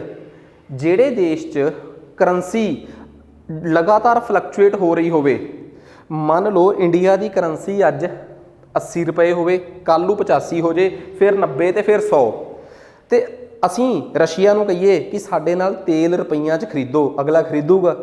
ਅਗਲਾ ਕਹੂਗਾ ਅੱਜ ਇੱਕ ਡਾਲਰ 80 ਰੁਪਏ ਦਾ, ਅਸੀਂ ਤੁਹਾਡੇ ਤੋਂ ਤੇਲ ਖਰੀਦ ਲਿਆ। ਕੱਲ੍ਹ ਨੂੰ ਤੁਹਾਡੇ ਆਪਣੇ ਰੁਪਈਏ ਦੀ ਹੈਸੀਅਤ ਹੀ ਖਤਮ ਹੋ ਜਾਣੀ ਆ ਨਾ। 100 ਰੁਪਏ ਅਸੀਂ ਇੰਨਾ ਘਾਟਾ ਕਿਉਂ ਜਰੀਏ? ਤਾਂ ਯਾਦ ਰੱਖਿਓ, ਸਾਡੇ ਦੇਸ਼ ਦੇ ਰੁਪਈਏ ਦਾ ਅੰਤਰਰਾਸ਼ਟਰੀਕਰਨ ਨਾ ਹੋਣ ਦਾ ਪਹਿਲਾ ਕਾਰਨ ਸਾਡਾ ਰੁਪਈਆ ਦਿਨੋਂ ਦਿਨ ਕਮਜ਼ੋਰ ਹੋ ਰਿਹਾ ਹੈ। ਜਿਸ ਕਰੰਸੀ ਨੇ ਆਪਣੇ ਆਪ ਨੂੰ ਅੰਤਰਰਾਸ਼ਟਰੀ ਪੱਧਰ 'ਤੇ ਲੈ ਕੇ ਜਾਣਾ ਹੈ ਨਾ, ਉਹਦੇ 'ਚ ਸਭ ਤੋਂ ਪਹਿਲੀ ਕਲਾਕਾਰੀ ਹੋਣੀ ਚਾਹੀਦੀ ਆ ਕਿ ਉਹ ਦੁਨੀਆ ਦੀਆਂ ਦੂਜੀਆਂ ਕਰੰਸੀਆਂ ਦੇ, ਦੂਜੀਆਂ ਮੁਦਰਾਵਾਂ ਦੇ ਮੁਕਾਬਲੇ ਆਪਣੇ ਆਪ ਨੂੰ ਇੱਕੋ ਜਗ੍ਹਾ 'ਤੇ ਮੇਨਟੇਨ ਕਰਕੇ ਰੱਖੇ। ਸਭ ਤੋਂ ਵੱਡੀ ਪ੍ਰੋਬਲਮ ਤਾਂ ਆ ਗਈ। ਆ ਲਓ ਜੀ, ਦੱਸਦੀ ਗੱਲ, ਅੱਗੇ ਆ ਜਾਓ। ਦੂਜਾ ਕਾਰਨ, ਭਾਰਤ ਦੇ ਵਿੱਚ ਫਾਈਨੈਂਸ਼ੀਅਲ ਸਟੇਬਿਲਿਟੀ, ਭਾਰਤ ਦੇ ਵਿੱਚ ਵਿੱਤੀ ਸਥਿਰਤਾ ਬਿਲਕੁਲ ਨਹੀਂ ਹੈਗੀ। ਸਾਡੇ ਦੇਸ਼ 'ਚ ਵਿਦੇਸ਼ੀ ਮੁਦਰਾ ਕਈ ਵਾਰੀ ਬਹੁਤ ਆ ਜਾਂਦੀ ਹੈ, ਕਈ ਵਾਰੀ ਬਹੁਤ ਘਟ ਜਾਂਦੀ ਹੈ। ਤੁਹਾਡੇ ਦੇਸ਼ ਕੋਲ ਜਦੋਂ ਫਾਈਨੈਂਸ਼ੀਅਲ ਸਟੇਬਿਲਿਟੀ ਹੈ ਨਹੀਂ, ਤੁਹਾਡੇ ਦੇਸ਼ ਦੇ ਅੰਦਰ ਮਹਿੰਗਾਈ ਇੱਕੋ ਦਮ ਵੱਧ ਜੇ ਘਟ ਜੇ, ਉਹ ਵੀ ਤੁਹਾਡੀ ਕਰੰਸੀ 'ਤੇ ਨੁਕਸਾਨ ਪਹੁੰਚਾਉਂਦੀ ਆ। ਇਹ ਵੀ ਦੂਜਾ ਕਾਰਨ ਆ ਕਿ ਤੁਹਾਡੀ ਮੁਦਰਾ ਦਾ, ਤੁਹਾਡੀ ਕਰੰਸੀ ਦਾ ਇੰਟਰਨੈਸ਼ਨਲਾਈਜੇਸ਼ਨ ਨਹੀਂ ਹੁੰਦਾ। ਆ ਜਾਓ ਤੀਸਰਾ ਸਭ ਤੋਂ ਵੱਡਾ ਕਾਰਨ ਕੀ ਆ? Competing currencies. ਸਭ ਤੋਂ ਵੱਡੀ ਪ੍ਰੋਬਲਮ ਇਹ ਆ ਕਿ ਜਿਹੜੀਆਂ ਕਰੰਸੀਆਂ ਅੱਜ ਅੰਤਰਰਾਸ਼ਟਰੀ ਪੱਧਰ 'ਤੇ ਇੰਟਰਨੈਸ਼ਨਲ ਲੈਵਲ 'ਤੇ ਰਿਕੋਗਨਾਈਜ਼ਡ ਨੇ, ਯੂਆਨ, ਯੈਨ, ਪੌਂਡ, ਡਾਲਰ, ਉਹਨਾਂ ਦੇ ਮੁਕਾਬਲੇ 'ਚ ਆਪਣੀ ਕਰੰਸੀ ਨੂੰ ਇੰਨਾ ਮਜ਼ਬੂਤ ਕਰਨਾ ਕਿ ਦੁਨੀਆ ਦੇ ਅੱਧਿਓਂ ਜ਼ਿਆਦਾ ਦੇਸ਼ਾਂ ਨੂੰ ਮਨਾ ਲੈਣਾ ਕਿ ਤੁਸੀਂ ਸਾਡੀ ਕਰੰਸੀ 'ਚ ਵਪਾਰ ਕਰੋ। ਕੰਪੀਟਿੰਗ, ਮੁਕਾਬਲਾ ਕਰ ਰਹੀਆਂ ਮੁਦਰਾਵਾਂ, ਕੰਪੀਟਿੰਗ ਕਰ ਰਹੀਆਂ ਕਰੰਸੀਜ਼ ਕਦੇ ਵੀ ਤੁਹਾਨੂੰ ਇਹ ਸਕੋਪ ਨਹੀਂ ਦੇਣਗੀਆਂ। ਸੋ ਉਹਨਾਂ ਦੇ ਬਰਾਬਰ ਲੜਨ ਵਾਸਤੇ ਸਭ ਤੋਂ ਵੱਡੀ ਚੀਜ਼ ਪਤਾ ਕੀ ਆ? ਚਲੋ ਮੈਂ ਤੁਹਾਨੂੰ ਇੱਕ ਐਗਜ਼ਾਮਪਲ ਦਿੰਦਾ। ਦੁਨੀਆ 'ਚ ਇੰਡੀਆ ਚਾਈਨਾ ਨੂੰ ਕਵੇ ਜਾਂ ਕਿਸੇ ਵੀ ਰਸ਼ੀਆ ਨੂੰ ਜਾਂ ਈਰਾਨ ਨੂੰ ਕਵੇ ਕਿ ਸਾਡੇ ਨਾਲ ਰੁਪਏ ਦੇ ਵਿੱਚ ਵਪਾਰ ਕਰੋ, ਨਾ ਈਰਾਨ ਕਰੂਗਾ ਨਾ ਰਸ਼ੀਆ ਕਰੂਗਾ, ਕੋਈ ਵੀ ਨਹੀਂ ਕਰੂਗਾ। ਫਿਰ ਕੀ ਚੀਜ਼ ਹੋ ਸਕਦੀ ਆ? ਇੰਡੀਆ ਨੂੰ ਆਪਣੇ ਦੇਸ਼ 'ਚ ਇਹੋ ਜਿਹੀ ਚੀਜ਼ ਬਣਾਉਣੀ ਚਾਹੀਦੀ ਆ ਜਿਹਦੀ ਦੁਨੀਆ ਨੂੰ ਲੋੜ ਹੋਵੇ ਤੇ ਉਹ ਸਿਰਫ ਤੁਹਾਡੇ ਦੇਸ਼ 'ਚ ਮਿਲਦੀ ਹੋਵੇ, ਜਾਂ ਉਹ ਤੁਹਾਡੇ ਦੇਸ਼ ਦੇ ਨਾਲ ਹੋਰ ਦੇਸ਼ਾਂ 'ਚ ਵੀ ਮਿਲਦੀ ਹੋਵੇ ਪਰ ਤੁਹਾਡੇ ਦੇਸ਼ਾਂ 'ਚੋਂ ਸਸਤੀ ਮਿਲਦੀ ਹੋਵੇ। ਫਿਰ ਦੁਨੀਆ ਉਹ ਤੁਹਾਡੇ ਤੋਂ ਲਊਗੀ ਤੇ ਤੁਸੀਂ ਗਲ 'ਚ ਗੂਠਾ ਦੇ ਕੇ ਕਹਿ ਸਕਦੇ ਹੋ ਕਿ ਆਹ ਚੀਜ਼ ਸਾਡੇ ਕੋਲ ਰੁਪਈਏ 'ਚ ਹੀ ਖਰੀਦੋ। ਇਟ ਮੀਨਸ ਇਹਨੂੰ ਤੁਸੀਂ ਸਿਰਫ ਸਾਡੀ ਕਰੰਸੀ 'ਚ ਲੈ ਸਕਦੇ ਹੋ। ਇਹੀ ਇੱਕ ਤਰੀਕਾ ਹੈ ਜਿਹੜਾ ਚਾਈਨਾ ਨੇ ਅਡੋਪਟ ਕੀਤਾ ਸੀ ਆਪਣੀ ਕਰੰਸੀ ਨੂੰ ਅੰਤਰਰਾਸ਼ਟਰੀ ਪੱਧਰ 'ਤੇ ਲੈ ਕੇ ਜਾਣ ਲਈ। ਇੰਨਾ ਸਸਤਾ ਸਮਾਨ ਪੈਦਾ ਕੀਤਾ ਤੇ ਲੋਕਾਂ ਨੂੰ ਆਫਰ ਦੇਤਾ ਕਿ ਜੇ ਤੁਸੀਂ ਸਾਡੇ ਤੋਂ ਇਹ ਸਮਾਨ ਖਰੀਦਣਾ ਤਾਂ ਸਾਡੀ ਕਰੰਸੀ 'ਚ ਖਰੀਦਣਾ ਪਊਗਾ। ਇਸੇ ਤਰੀਕੇ ਨਾਲ ਚਾਈਨਾ ਦੀ ਜਿਹੜੀ ਕਰੰਸੀ ਆ ਰੈਂਬਿਨੀ, ਉਹ ਅੰਤਰਰਾਸ਼ਟਰੀ ਪੱਧਰ 'ਤੇ ਸਨਮਾਨ ਹਾਸਲ ਕਰ ਸਕੀ ਆ। ਆ ਜਾਓ ਅੱਗੇ ਚੱਲਦੇ ਹਾਂ। ਕੰਪੀਟਿੰਗ ਕਰੰਸੀਜ਼ ਤੋਂ ਬਾਅਦ ਅਗਲਾ ਜਿਹੜਾ ਸਭ ਤੋਂ ਇੰਪੋਰਟੈਂਟ ਪੁਆਇੰਟ ਸਾਡੇ ਕੋਲ ਆ ਗਿਆ, ਕੌਨਫੀਡੈਂਸ। ਠੀਕ ਆ, ਵਿਸ਼ਵਾਸ। ਆਪਣੇ ਆਲੇ ਦੁਆਲੇ ਦੇ ਜੀਓਪੋਲੀਟੀਕਲ ਸਿਨੈਰੀਓ 'ਚ, ਮਤਲਬ ਕਿ ਤੁਸੀਂ ਇਹ ਸਮਝ ਸਕਦੇ ਹੋ ਕਿ ਜੀਓਪੋਲੀਟੀਕਲ ਦਾ ਮਤਲਬ ਕੀ ਹੁੰਦਾ? ਕਿੱਥੇ ਗਿਆ? ਜੀਓਪੋਲੀਟੀਕਲ ਮਤਲਬ ਭੂ ਰਾਜਨੀਤਿਕ। ਭਾਰਤ ਦੇ ਆਲੇ ਦੁਆਲੇ ਦੀਆਂ ਸਥਿਤੀਆਂ ਨੂੰ ਸਮਝੋ। ਤੁਸੀਂ ਕਹੋ ਕਿ ਭਾਰਤ ਦੇ ਆਲੇ ਦੁਆਲੇ ਦੀਆਂ ਸਥਿਤੀਆਂ ਦੇ ਨਾਲ ਪੈਸੇ ਦੇ ਅੰਤਰਰਾਸ਼ਟਰੀਕਰਨ ਦਾ ਕੀ ਉਹ ਆ? ਬਿਲਕੁਲ ਹੈਗਾ ਹੈ। ਭਾਰਤ ਦੇ ਆਲੇ ਦੁਆਲੇ ਚਾਈਨਾ ਤੇ ਪਾਕਿਸਤਾਨ ਵਰਗੇ ਦੇਸ਼ ਨੇ ਜਾਂ ਅਫਗਾਨਿਸਤਾਨ ਵਰਗੇ ਦੇਸ਼ ਆ ਜਿੱਥੇ ਬਿਲਕੁਲ ਵੀ ਸਟੇਬਿਲਿਟੀ ਨਹੀਂ ਹੈਗੀ। ਪਾਕਿਸਤਾਨ 'ਚ ਵੀ ਬਹੁਤ ਘੱਟ ਸਟੇਬਿਲਿਟੀ ਆ। ਇੱਕ ਪਾਸੇ ਚਾਈਨਾ 'ਚ ਸ਼੍ਰੀਲੰਕਾ 'ਚ ਬਹੁਤ ਬੁਰਾ ਹਾਲ ਚੱਲ ਰਿਹਾ ਹੈ। ਜਦੋਂ ਤੁਹਾਡੇ ਆਲੇ ਦੁਆਲੇ ਵਰਗੇ ਦੇਸ਼ ਬਿਲਕੁਲ ਸਟੇਬਲ ਨਹੀਂ ਹੋਣਗੇ, ਠੀਕ ਆ, ਉਹਦਾ ਖਤਰਾ ਲਗਾਤਾਰ ਤੁਹਾਡੇ ਤੇ ਮੰਡਰਾਉਂਦਾ ਰਹੂਗਾ ਤੇ ਤੁਹਾਡੇ ਦੇਸ਼ ਦੇ ਵਿੱਚ ਲੋਕਾਂ ਨੂੰ ਵਪਾਰ ਕਰਨ ਤੋਂ ਡਰ ਲੱਗੂਗਾ। ਜਦੋਂ ਤੱਕ ਤੁਹਾਡੇ ਦੇਸ਼ 'ਚ ਵਪਾਰੀ ਨਹੀਂ ਆਊਗਾ ਤਾਂ ਓਬਵੀਅਸ ਜੀ ਗੱਲ ਆ, ਇੱਕ ਬਾਹਰਲਾ ਵਪਾਰੀ ਤਾਂ ਹੈਗਾ ਏ ਜਿਹਨੇ ਤੁਹਾਡੇ ਦੇਸ਼ 'ਚੋਂ, ਜੇ ਸਭ ਤੋਂ ਪਹਿਲਾਂ ਤੁਹਾਡੇ ਦੇਸ਼ 'ਚ ਕਿਸੇ ਨੇ ਤੁਹਾਡੀ ਕਰੰਸੀ ਲੈਣੀ ਆ ਨਾ, ਉਹ ਤੁਹਾਡੇ ਦੇਸ਼ 'ਚ ਬਾਹਰੋਂ ਆਇਆ ਵਪਾਰੀ ਆ। ਤੇ ਜੇ ਤੁਹਾਡਾ ਆਲਾ ਦੁਆਲਾ ਹੀ ਸ਼ਾਂਤ ਨਹੀਂਗਾ ਜਾਂ ਤੁਹਾਡੀ ਆਲੇ ਦੁਆਲੇ ਵਾਲੇ ਦੇਸ਼ਾਂ ਨਾਲ ਬਣਦੀ ਨਹੀਂ, ਤਾਂ ਤੁਸੀਂ ਸਮਝ ਲਓ ਕਿ ਤੁਸੀਂ ਵਪਾਰੀ ਨੂੰ ਆਪਣੇ ਦੇਸ਼ 'ਚ ਅਟਰੈਕਟ ਨਹੀਂ ਕਰ ਸਕਦੇ। ਤਾਂ ਫਿਰ ਤੁਹਾਡੀ ਮੁਦਰਾ ਦਾ ਅੰਤਰਰਾਸ਼ਟਰੀਕਰਨ ਜਿਹੜਾ ਹੈ ਉਹ ਬਹੁਤ ਔਖਾ ਹੋ ਜਾਊਗਾ। ਸੋ ਆਪਾਂ ਨੂੰ ਇੱਕ ਗੱਲ ਬੜੀ ਕਲੀਅਰ ਆ, ਇਹ ਸਮਝ ਆ ਗਈ। ਹੁਣ ਉਸੇ ਹੀ ਆਰਟੀਕਲ ਦੇ ਵਿੱਚ, ਉਸੇ ਲੇਖ ਦੇ ਵਿੱਚ ਇਹ ਲਿਖਿਆ ਸੀ ਕਿ ਸਾਨੂੰ ਚਾਈਨਾ ਦੇ ਤਜਰਬੇ ਤੋਂ ਕੀ ਸਿੱਖਣਾ ਚਾਹੀਦਾ। ਚਾਈਨਾ ਬੜਾ ਤੇਜ਼ ਦੇਸ਼ ਰਿਹਾ। ਮੈਂ ਚਾਈਨਾ ਦੀ ਸਟੋਰੀ ਸੁਣਾਉਣਾ।